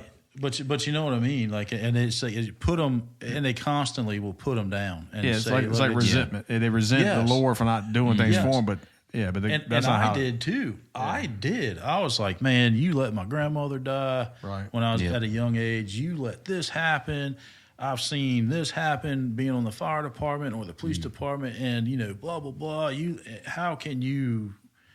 No, that's the wrong way to look at it, man. And that's the wrong way to pray about it. But then once I opened my mind and opened my eyes to the stuff, I was like, good Lord. Like, I don't know, Captain Tabor, right? Him and I were talking one day. There was a lady that was hit on South Crater Road down by Carson, Johns Road, his last road in the county, before you get to Stony Creek. Young lady was on a bicycle on the frontage road, South Crater Road, and she was hit by a car, laying in the grass. Don't really know how long she was laying in the grass. Another young lady southbound on 95, which they're right there 20 feet from each other, she feels like something's biting her, and she's like in a panic because something's biting her. She pulls off the side of the road. When she gets out to see if there was a spider in her dress or whatever, she gets out. She runs around the car, and then all she hears is, help me. And she goes over there. I mean, there wasn't nothing biting her. No. Who? Come on. You know what I mean? And Tabor and I both said that, and we looked at each other, and we were like, bro, what else could that have been? It's just, just giving him the glory that, that he allowed that to happen and put that young lady being bit, pull off the side of the road at that same time. It was somebody, you know what I mean? Something, it just, most people it's would just somebody laying there. Overlook it. It wouldn't even. Yeah, and luckily she stopped and got out. Yeah. Because she hadn't, Right. what would the reaction could have been? Right. And it's just crazy to see, and all the stuff we see in our lives. Like, like you were talking about child molesting, child stuff and child crimes, and I interviewed a child molester unknowingly. And then once he admitted it to me, I said, hey, man, you a spiritual man? And he was like, well, yeah, I believe in God. And I said, well, okay. And I prayed with him. I was angry and I was upset at the actions that he took. But I just prayed with that guy. I got called, Oswinkle called me that used to work with Prince George and went out to Dinwiddie. He called me and said, hey, man, we had I can't remember. I want to say 7 victims came forward after that interview with him to say that they had been a victim of his as well. So, yeah. So So he was in Prince George and Dinwiddie, or he was in a hotel in Prince George, and then admitted to me what he did, but all of it happened in Dinwiddie. So there was a Dinwiddie deputy there, and he asked me, and he was a new guy at the time, and he was like, "Man, I don't."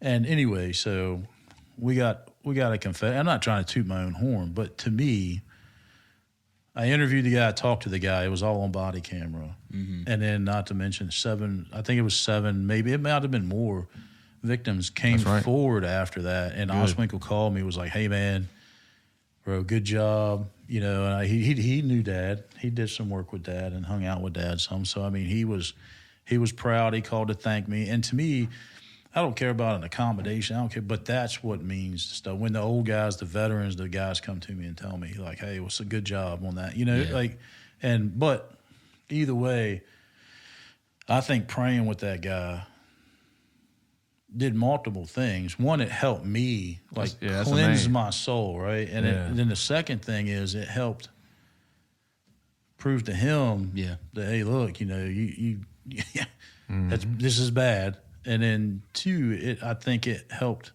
push those victims out and push them more forward. When I don't know, I think it was crazy. Yeah, sometimes I think too deep. I think. But, No. I dig it. No, I think it's the main thing is it helps you because that kind of stuff will come into you like that evil will kind of get on you, man. I took like 3 showers when I got home. Yeah, I mean, but I mean, we're joking about it, but it's real. I mean, those people will when you start doing this kind of stuff, and then particularly spend the amount of time interviewing somebody, you can't help but get involved in their whatever. Yeah, mojo gets on you, man.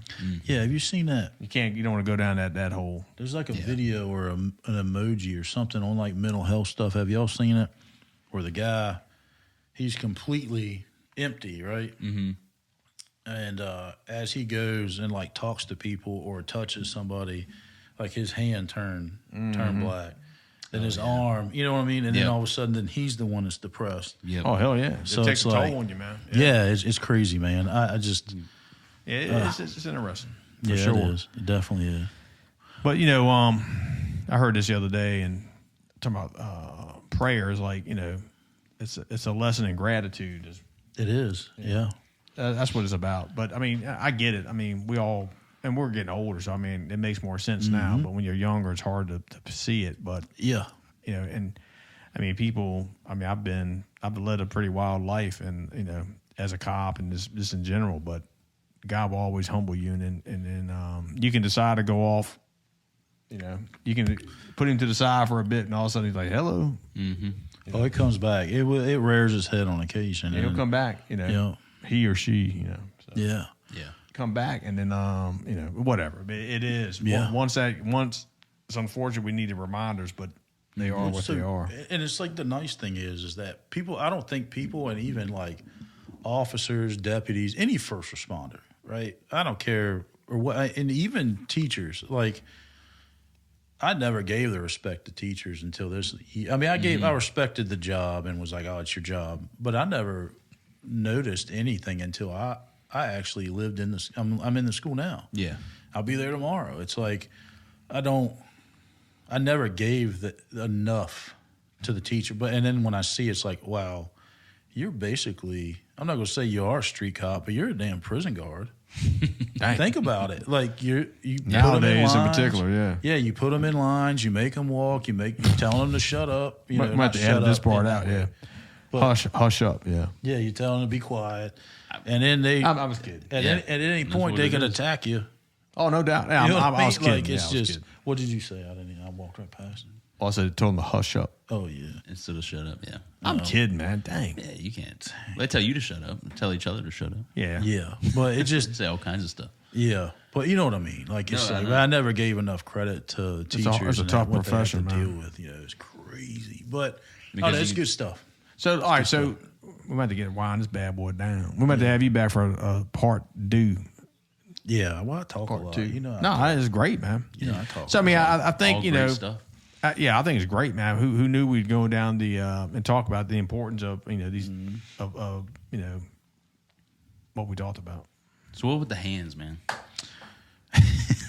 So yeah, I can't remember if I asked you, but we always have. So can I just say? So we had fun in the classroom. Like it was when the door shut and the right people were in there, we could have some fun, Right.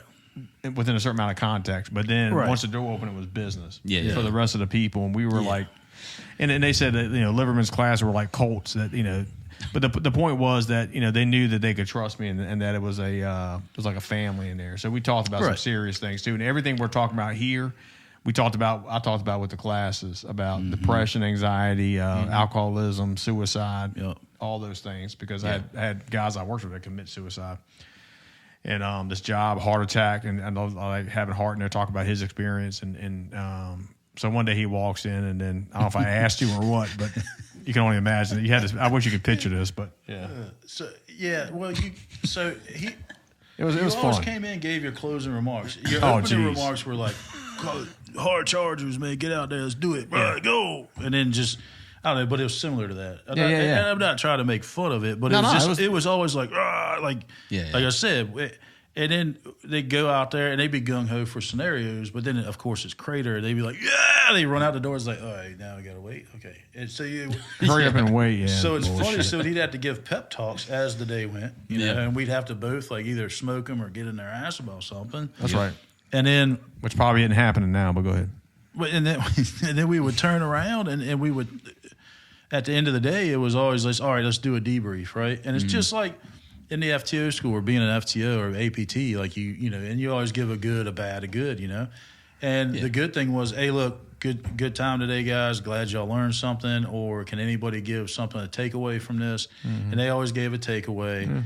And then you'd be like, all right, well, y'all sucked at this, and this. Yeah. And here's how we fix it. Yeah, but tomorrow, think about this. And then he would always get deep and philosophical, right? Always. At the end. Always. And I was like, all right. And he was like, have you guys ever thanked your hands? And I went. I looked at him and I looked at the class and I was like, where's this going? And I had a bad practice. I had both my hands in my pockets when he said it. And I think it was God telling me, keep your hands in your pockets for this one. Jeez. And then he said it. Jeez. And I went, all right, where the hell is he going with this? And then the whole class, I don't know why, everybody in the class, they all zeroed in on me. And I was like, because they wanted to see what the hell you were going to say. And I went, because we always played off of each other. Right, we did. Yeah. And I went, all right, I'm going to go stand over here. And I went to the wall. And he was like, no, you just wake up in the morning and you thank your hands. Yeah. And I went, and I looked over at him. It was funny, man. And he just was like, at lunchtime, you thank your hands, and then at dinner, you thank your hands. And he gave the thank your hands speech and basically what he was just saying about your hands will get, basically, this is what I took away. Go ahead. The hands get impurities on them. You got to do a lot of dirt sometimes. You got to get into stuff, but wash your hands. Thank your hands. These hands get me through the day. Damn right. Because you got to do this, you got to do that. And when you're washing them, you're washing away all the impurities, the improprieties, all the bull crap. You're getting all that pushed to the side. Yeah. And you're thanking them in the meantime. And everybody's like, and then one of the recruits. Yeah, they're thinking about some dirty stuff. Put his hand up and said, "Sir, does it matter how fast and hard I walk? Can I thank my hands?" Or something like that. And we went, all right, that's enough. Time out. Let's go. Let's wrap it up. See y'all in the morning, kind of thing. And of course, but it just, when he said it, I knew it was acres from like Amelia or something. Yeah. You knew it was one person. I knew. Oh yeah, always one. He looked at me and his eyes were big and he had these little glasses on and he's like, and he didn't talk. He talked normal, but when he addressed the instructors, he would be like, yeah, sir. So there was always comics. He was in there, always man. a clown, and there's some good people in there, man. But it was good. It made it. But the way he said it, and the whole class erupted, and we're like, all right, that's enough of that. Let's go. How hard do I got to wash them or something? Yeah, it was something. And I said, man, so I got where it was going. Yeah. But it was just, I was like, oh, this road is going to, with this class, road is going to be rough. Wasn't the best crowd. To get to that point. Which made me laugh. And I knew it was going to be acres, and he did. He raised his hand and he said something. But, some of you do on purpose just to get a rise out of them, Because I was just telling them, hey, look, I just had a heart attack. Kind of stuff. On, man. And he's all dead ass serious. I'm like, well, when do you think your hands last? And it was just so funny. But I was telling them because I don't say something. I say, hey, look, the PBA is good to have on your side sometimes, but also fuck too. the PBA. But go ahead. But you know what I mean? Like you heard me say sometimes. Right? I know. I'm playing with you, man. Sometimes. Everybody but gets then, mad at me when I say that. Yeah. Oh, I don't get mad. I mean, I got it just because. But then, There's a story behind it. But go ahead. well, yeah, I can see how it could go south really quick. But then I was like kind of Sorry, trying PBA. Yeah, sorry. So, but I was Police Benevolent Association. I was trying to tell everybody that the heart and lung stuff is covered for all first responders is covered under workman's comp. So everything with my heart stuff is covered under workman's comp. Well, like awesome. I don't have to pay for my medications, my doctor's visits. Oh, yeah, that's big time. Well, that's awesome. None of that stuff. It all gets sent to workman's comp. I just got rear-ended in my police car the other morning, and that's covered under workman's comp. Oh, damn. And That's they're gonna good. fix that. So, I mean, That's big time. So my heart, basically, everybody always says, why'd you sue the county? Why didn't you get a bunch of money? And most people get money. Well, there are guys that I've worked with that took the settlement, and they got some money out of it, but I wanted the warranty. Yeah, I forgot you had to go for a lawsuit. Yeah, so I had to sue the county or VACOR or whatever it is, whatever. To get the which is medical workman's comp, coverage. to get the medical coverage. And all I wanted to do was It's crazy, wild. man. basically what they had to do was my surgery was well over $1 million. They had to pay the insurance company back the money, and then they gave me a warranty for my veins and my heart for the rest of my life. That's pretty good. And that's Yeah. what Yeah, I I wanted. forgot all about that. Yeah, Yeah, So, that's what that's I wanted. important I didn't because want the money. yeah, and the other part of that is why the hell you got to do all that? But here we go. I know. Yeah, it's tough. Yeah, but anyway. It's the same you know- thing we were talking about earlier with the 504s and IAPs. Yeah, it's that process for that everything. bureaucracy, that red tape, and now it's Yeah. finally 4 years later. I finally got my prescription card the other day to pay for my prescriptions. So 4 years later. and they have to back pay me for all that prescriptions that I've paid for. So Maybe, man. it's crazy, but it is what it is. I'm glad they're doing it. So Yeah, so I think you got plenty of reasons to appreciate the man, the woman, the God. absolutely, Yeah, I agree, Absolutely, man. I mean, I don't. Absolutely. I'm kind of joking about it, but I mean, I don't. It's probably the most important thing to me right. I agree. because the reason I say that is because everything I have in my life is through him, and I got my kids and their wives and husbands, and I've got my Yep. wife. She survived cancer. Got a grandson. True blessing. Yes. Yeah. So yeah, I can't question it. Nope. It's hard to, right? It's hard to. I've tried on my own. Don't work. No, it does not. No, I've tried on my own. It's a hard way to go. I was a jerk at that point too. I think Probably it humbled you. it did. It does humble you. Life humbles you. Yeah, it does every time. All right, so we're gonna. What's the normal? We asked this question. First of all, you're a pretty avid golfer, right? Yes. Yeah. So where did you say you played recently? Because they closed Prince George Golf Course, and it wasn't that great of a course, but that shit was fun to play, man. It was a dog track, but you could go out there and just We love not that care. course. Them around and We have love fun. playing there, man. And Just it's Masters week this week. So I know, bro. Yes, Damn. sir. And I went in 2017 to a practice round on Tuesday, Oh wow, and pretty amazing. dude, you remember Dance from Dinwiddie? Yeah, He's down there. Now. I saw that on Facebook. Yeah. So he called me. He was like, "Hey man, any pointers?" I was like, "Oh hell yeah!" Like go put your chair by Amen Corner, right there on Azalea, which number 13 is Azalea. Then you got the stand 12 behind you, which you can go back and they call them stands, but it's a giant pavilion with food and drink. Yeah, but how the hell you get in there? I thought it was like lifetime rights to the tickets. So you can, then it's a lottery. Oh, okay. Like you can get on the Masters lottery. You can go to their website and register for their lottery every Okay. year. All right. And that year, my friend Todd actually got 4 practice round tickets, and he took his brother, myself, and his cousin Chris. man. We all went downstate in Columbia, which is a whole nother story. And This motherfucker, he got some stories about him. dude, and then We got Dave on as a regular guest. We'll have Yeah. to like have specific topics. bro, yeah, it's really We'll have a golf one. Yeah. Oh, yeah. And then, so then we stayed there, and we drove down to Augusta and then came back. But we played a muni course around there. It's a good time. It was really good stuff. I mean, but The Masters is dirt cheap. Everybody thinks it's expensive. It's $75 for a ticket, and for like $100, you can get all the merch you want. So I bought a chair, a backpack, a thing to hold my ticket around my neck, like hats. I bought probably pimento cheese sandwiches. I mean, I don't think I took a dump for like a week when I got back because I ate like 6 of them. So what you said, for $100 you get everything you need. Yeah. That's not bad at all. Chairs. And you know what's crazy? And this gives me faith in humanity, right? You put the chair down, and it's one of them bag chairs. There's no arms on it. They have to be a specific dimension for that place. And they have rules out the yin-yang up there. You set your chair down, you can set your wallet in the center of that chair and walk the whole course and not come back until that night, and nothing will be disturbed. Wow. Nothing. That's awesome. Nothing. Georgia, baby. It's just crazy. And the place is immaculate. There's not even a pine tag out of place.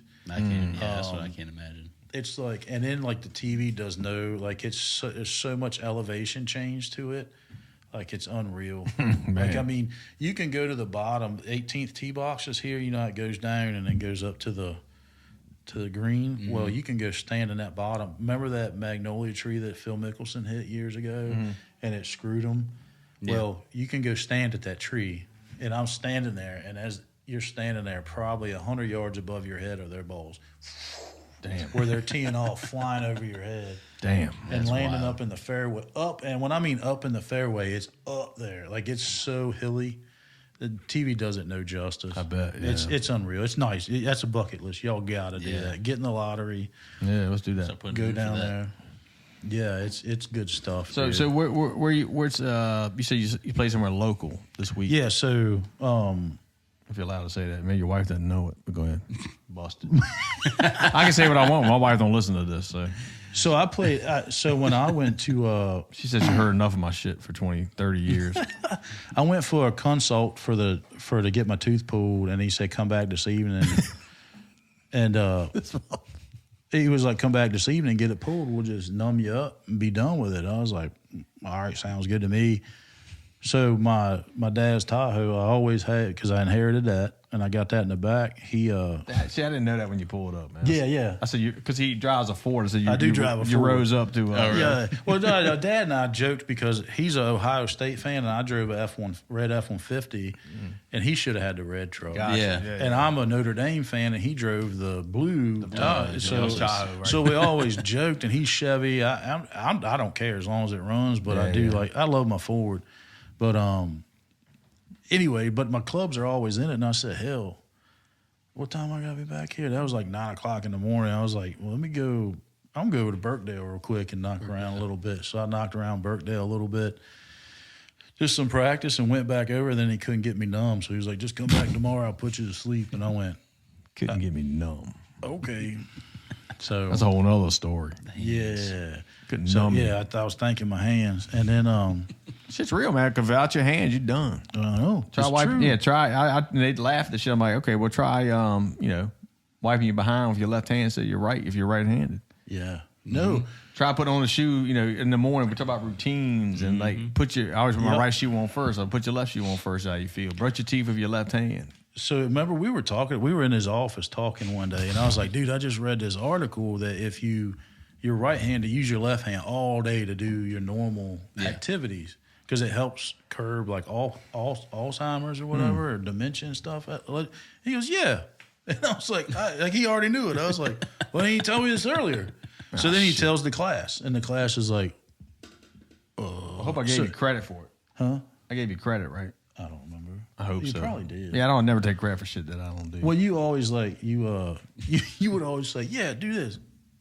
That's coming from Hart or something like that. Yeah, I don't start laughing. I've always done that. But they were all, but it vapor locked the recruits. They were like, "What the hell are you talking about?" And there's always one smart ass. I don't have a routine. I'm like, okay. Yeah, so by that bastard. But that's Yates. What we were talking. Yeah, we were talking about the Austin. He's a detective now, by the way. We were talking about not having a routine so people can't pattern you. Right. About also safety and not being lazy, don't get comfortable. That's what on the job. And that's what we were talking about. Yeah, if you're comfortable, you're wrong, right? And I had mentioned, well, it also helps you keep from getting dementia. Like, like dumb, like I don't know what the hell, I had some random ass. Jesus. Google fact. Yeah, we did. I mean, I do miss that. I won't lie. Having Yeah. fun with the class, but the rest Yeah. of it, the wizard wasn't much fun. So, Yeah. and then never mind. All right. Where were we at? I can't remember. You were like going to give a closing remark or something? Is that where we were? Oh yeah, he always asks a question. Oh yeah. Oh, yeah. What's the question? If you had your last meal of choice, You used to say you're on death row. if you're on death row, you say last meal. What would Yeah, it be? if you about It could be you ever seen the Green full Mile? meal. It could be with dessert, whatever you want. The Green Mile, boy. You know, You ever seen the Green Mile, you never seen it? bro?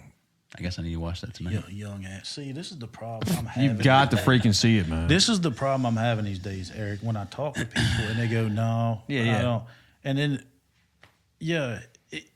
I didn't think it would be somebody born in the late 1900s that we would have this can I- problem with.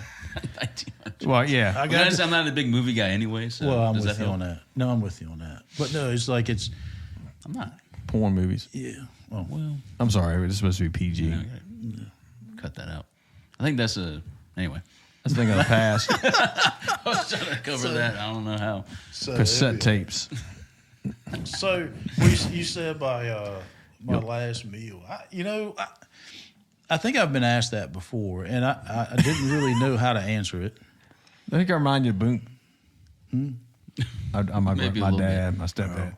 But it's Like, like I've been asked that before, so let me think about this for a Yeah. minute. no, but That's how he talks. Yeah. and I couldn't remember.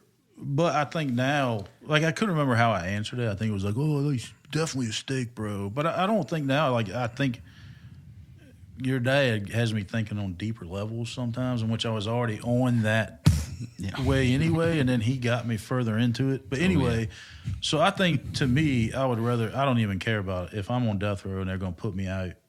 My last meal, I wouldn't even care about. Save that for somebody else. Damn, bro, That you was going to serious? continue. You know what I mean? Okay. Yeah. Like if. That's actually a I'd be great like- answer. Yeah. I'd be like, give my meal to Little E because he's got a life to live. I'm going away from here. Yeah. So, and obviously, if you got me on death row, I did something fairly evil, so I don't deserve that meal.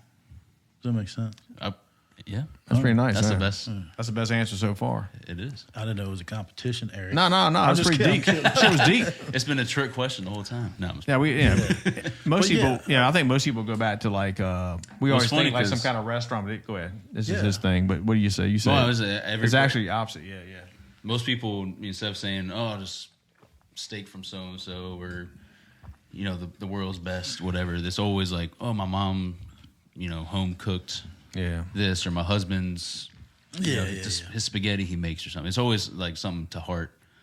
No pun intended, but it was just like, I don't know.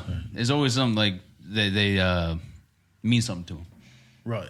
Yeah, I think that would mean more to me. Yeah, I mean that makes says sense. a I lot would- to me. Well, what's your favorite meal then? I mean, you're not on death row. Like if this is something. All right, so Less let's stay on that track and be like, I want to feed the homeless pizza. I'm just kidding. No. I'm just kidding. No, so you call your wife. I'm making this hard up. I need this ready when I get home. Oh yeah, I'm sure that would happen. Oh yeah, It's like when Cody Ray was on here. Remember Cody Ray? Yeah, I actually, I hadn't seen her in forever, and bumped into her at the academy. I went out there to help Jody with the domestic. Oh, was she there?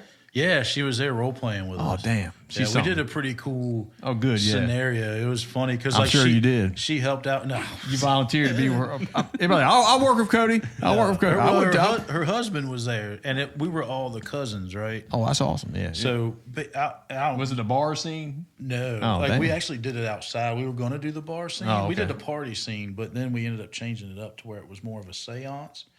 And the recruits lost their fucking mind when they were walking. They were like, and the ones that were like scared, you'd be like, "Oh yeah, I don't really see anything going on here. We can just clear up headquarters. We'll be 10-8." Like, and they're dipping out, and we're like, "No," like, and she's sitting on the ground like, "Ooh," and we're circling her, and we're like, "Mom," it was hilarious. But anyway, but yeah, she was there. It was cool. It was cool catching up with her. I mean, I Yeah, hadn't she's talked to her in a cool. while. We had her on the podcast. Yeah, I saw it. Yeah. Yeah, and I said to her, "Hey, thank you tell your husband thank you for letting you come on the show."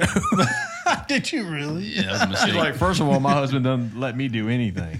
Right. Like, oh, yeah, shit. there you go. Yep. I mean, you know, I know. picture like that's your wife, okay? I mean, no, I'm just being real. I mean, I'm just a real guy. That's why you get in trouble saying shit. Right, but, yeah.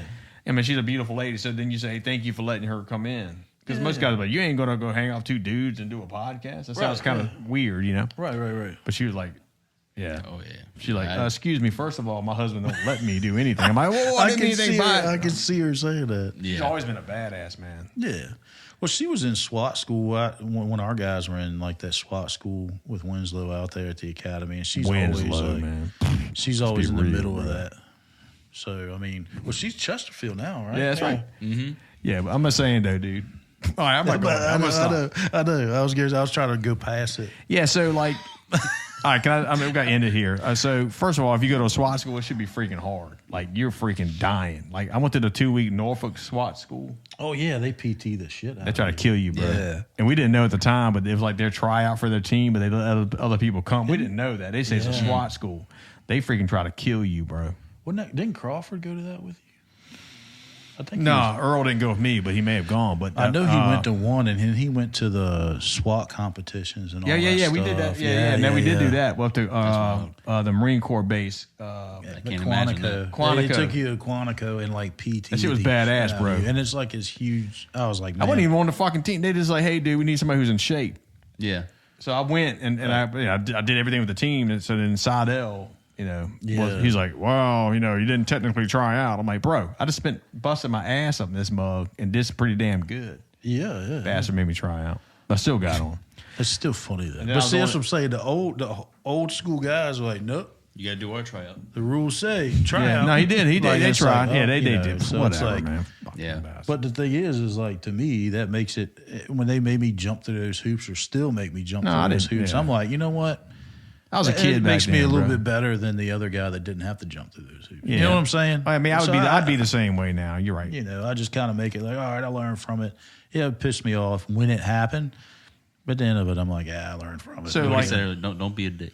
Yeah, yeah, shit. don't be a dick. So well, you be dick to your comrades because you're trying to build the bastards up, So and make them somebody. But the other part was that 2-week Norfolk school. That was a no joke. Yeah. But anyway, I went with Anthony Patterson, Oh, okay, yeah. and he's like, I gotta go back to court. I'm like, bitch, you ain't going nowhere, bro. He's gonna dip out, man. That was hell. But anyway, so think about something like that. And I ain't got time to go through the details, but then you got this other school and nothing. It's just guys like, hey guys, bring your lawn chairs, bring your umbrellas for the sun, bring some sunscreen, and we're gonna rub each other's back. The range and the Yeah, I'm talking about like Winslow's tax school. Yeah. I shouldn't be saying all this shit, but I mean, it should be difficult. I mean, you should be like dying through. Yeah.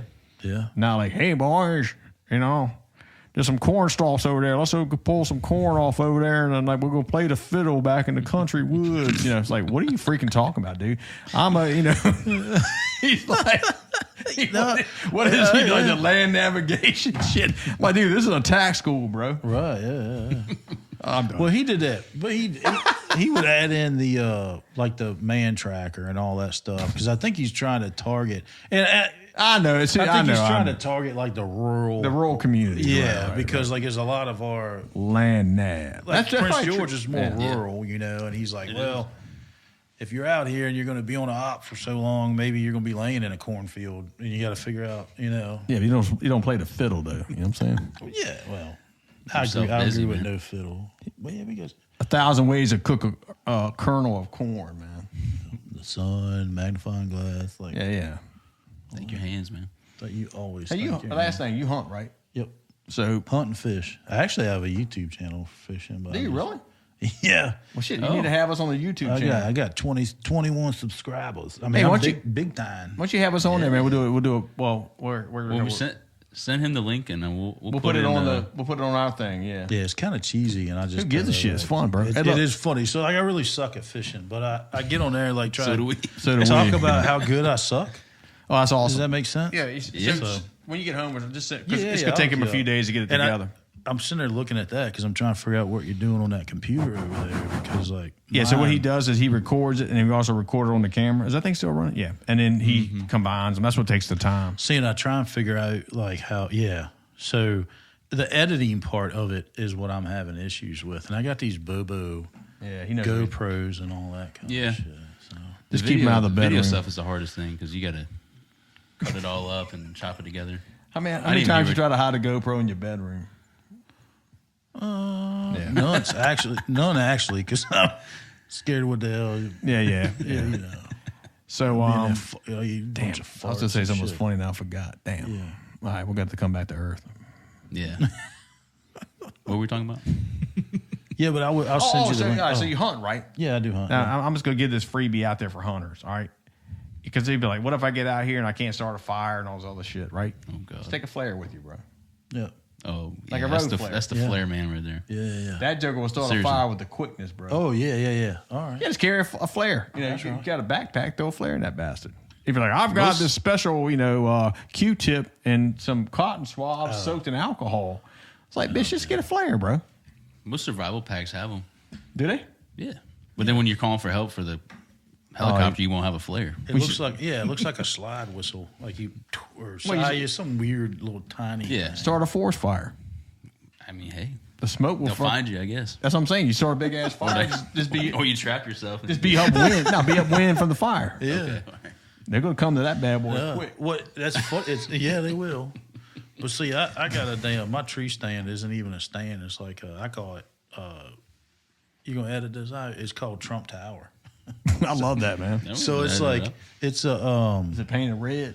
No, not yet. But and my buddy has the Bellagio, and then we got whatever we got. Anyway, we got all those like elevated stands, and we closed ours in because we were like, dude, mine. I got a buddy heater in there, and I have glass windows that flip up. Man, I got that thing to like a balmy 72 degrees in there last year. Don't freaking die of a carbon This year.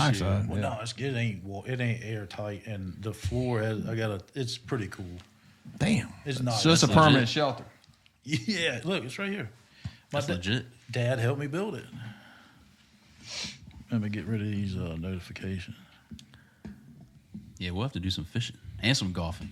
Yeah, let's Dude, do it. yeah. man. Well, see, and it's called Dutch fishing. Dutch fishing. And Double there's Dutch. so that's the stand right there. Oh, yeah. That is a tower. And Dad helped me build that. Man, where is that? You're on private property. Brunswick, yeah. So, but I got a buddy heater in there, and I'm basically sitting like this hunting Damn. when it's 20 degrees outside. That's cheating, dog.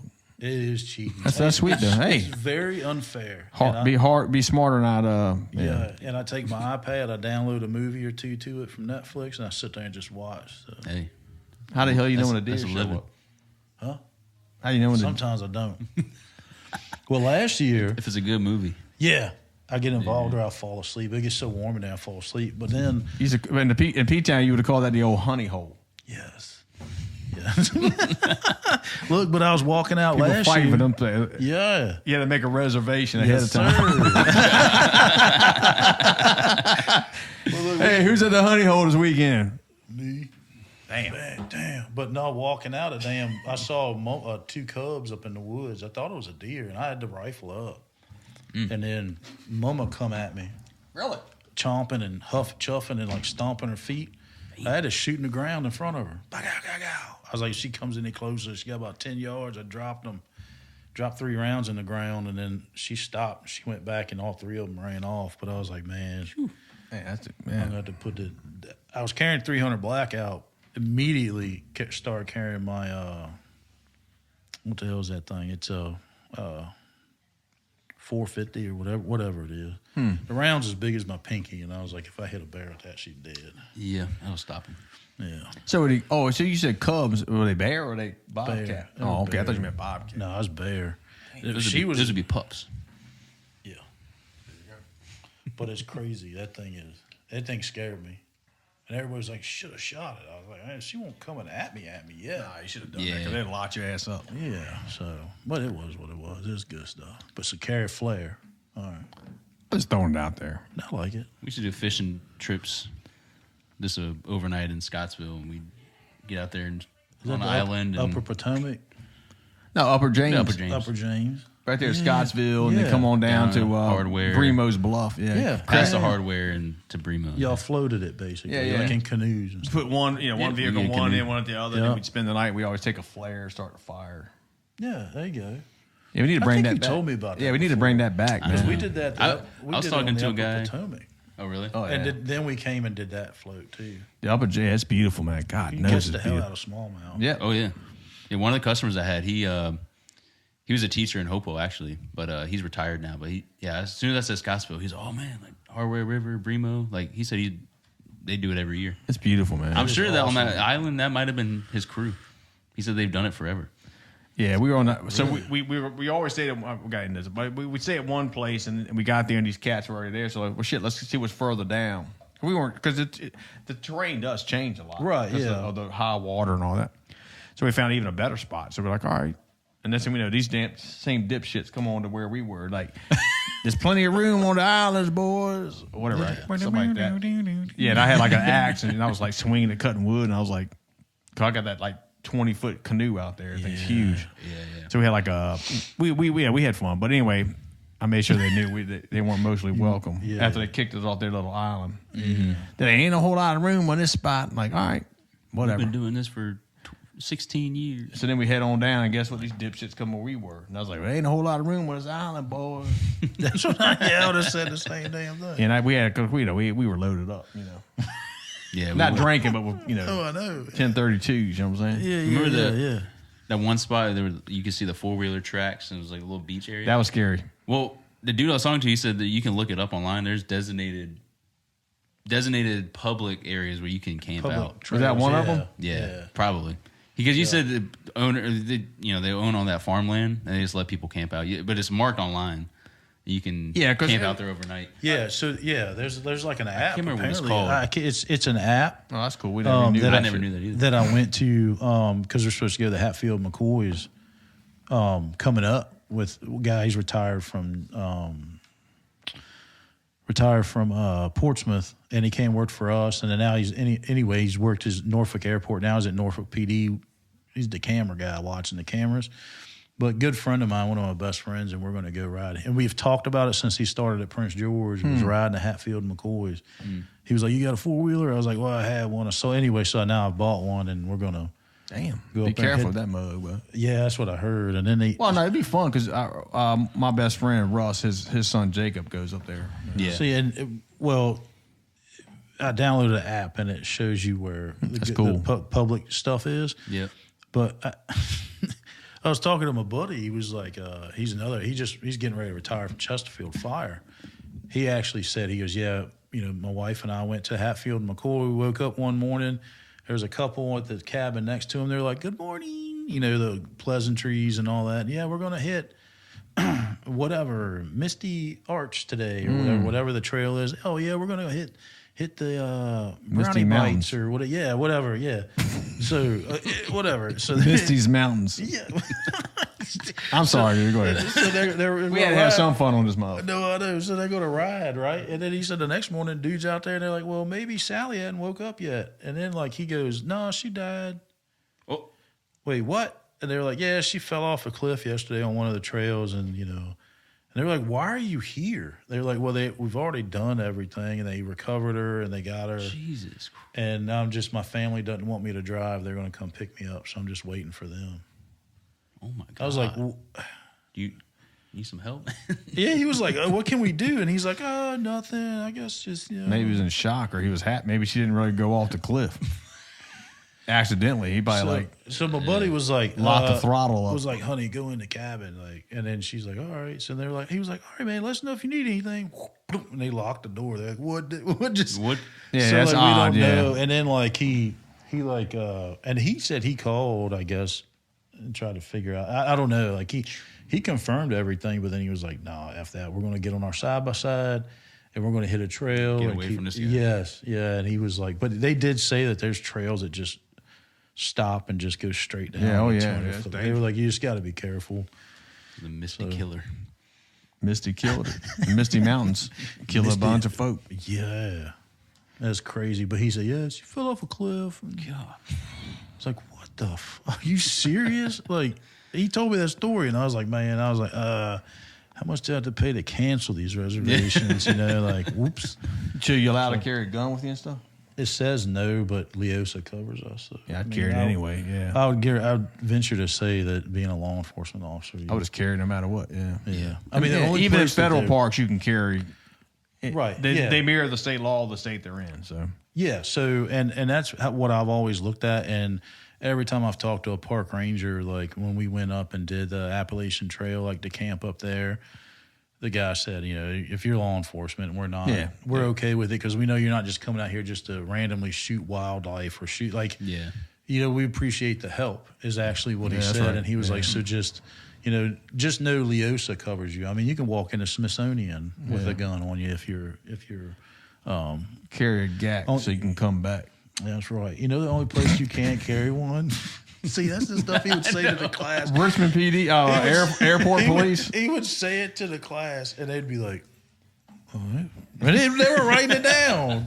And I'm like, what? Carry a GAC so you can come back. Yeah, so I guess like the people at airport, they can't carry airport police. No. But you can't, look, you can't carry. I'm just kidding, man. Well, you can't carry into Disney.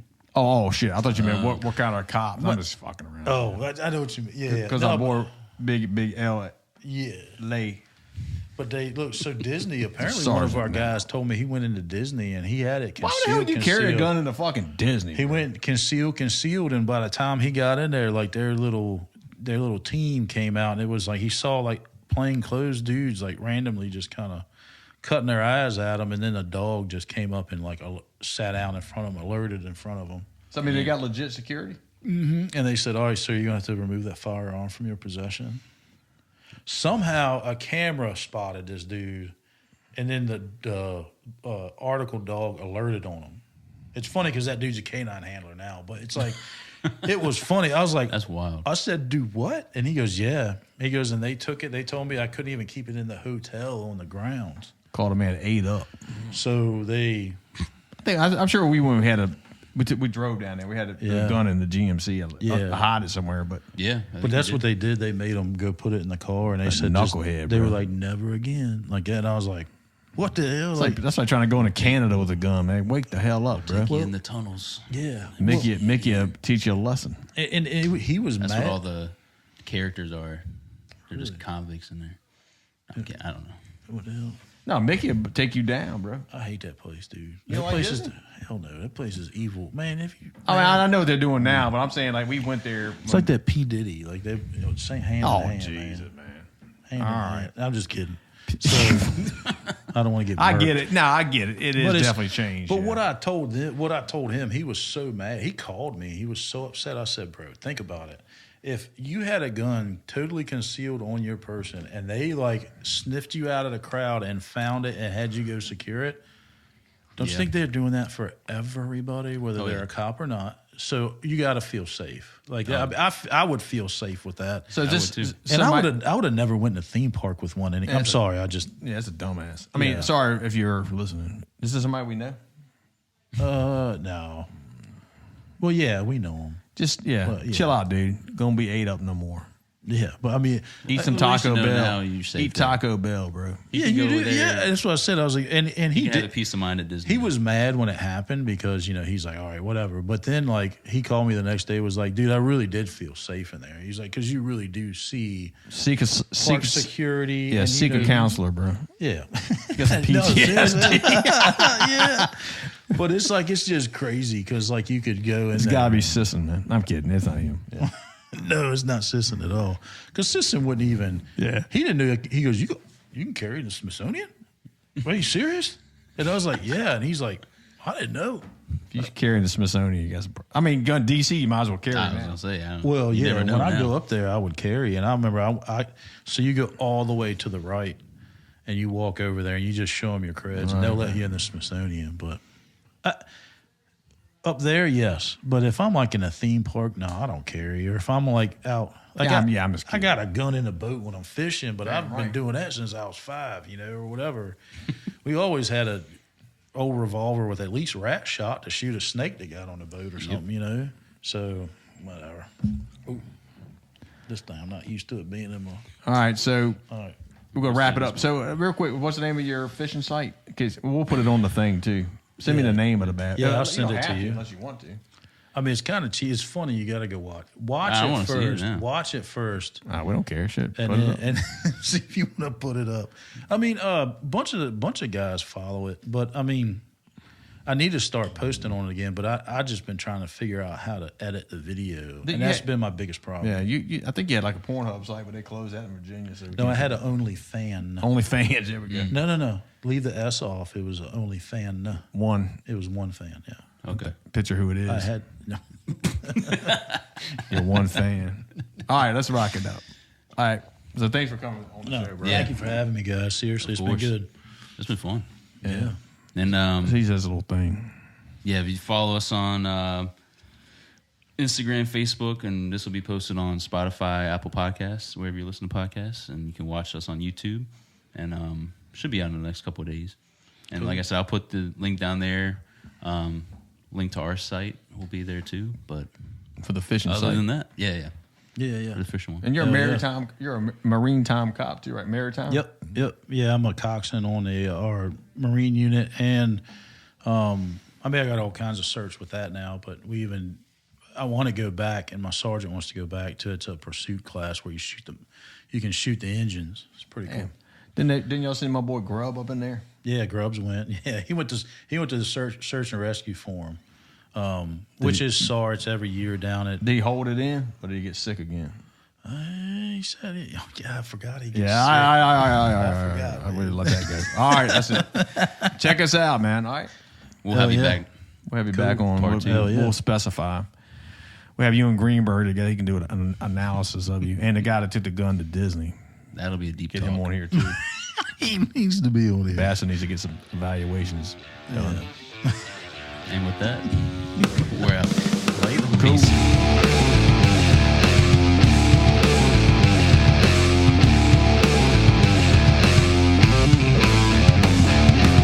Thank you for listening to On the Hill. Like, subscribe, and follow us wherever you listen to your podcasts. See ya.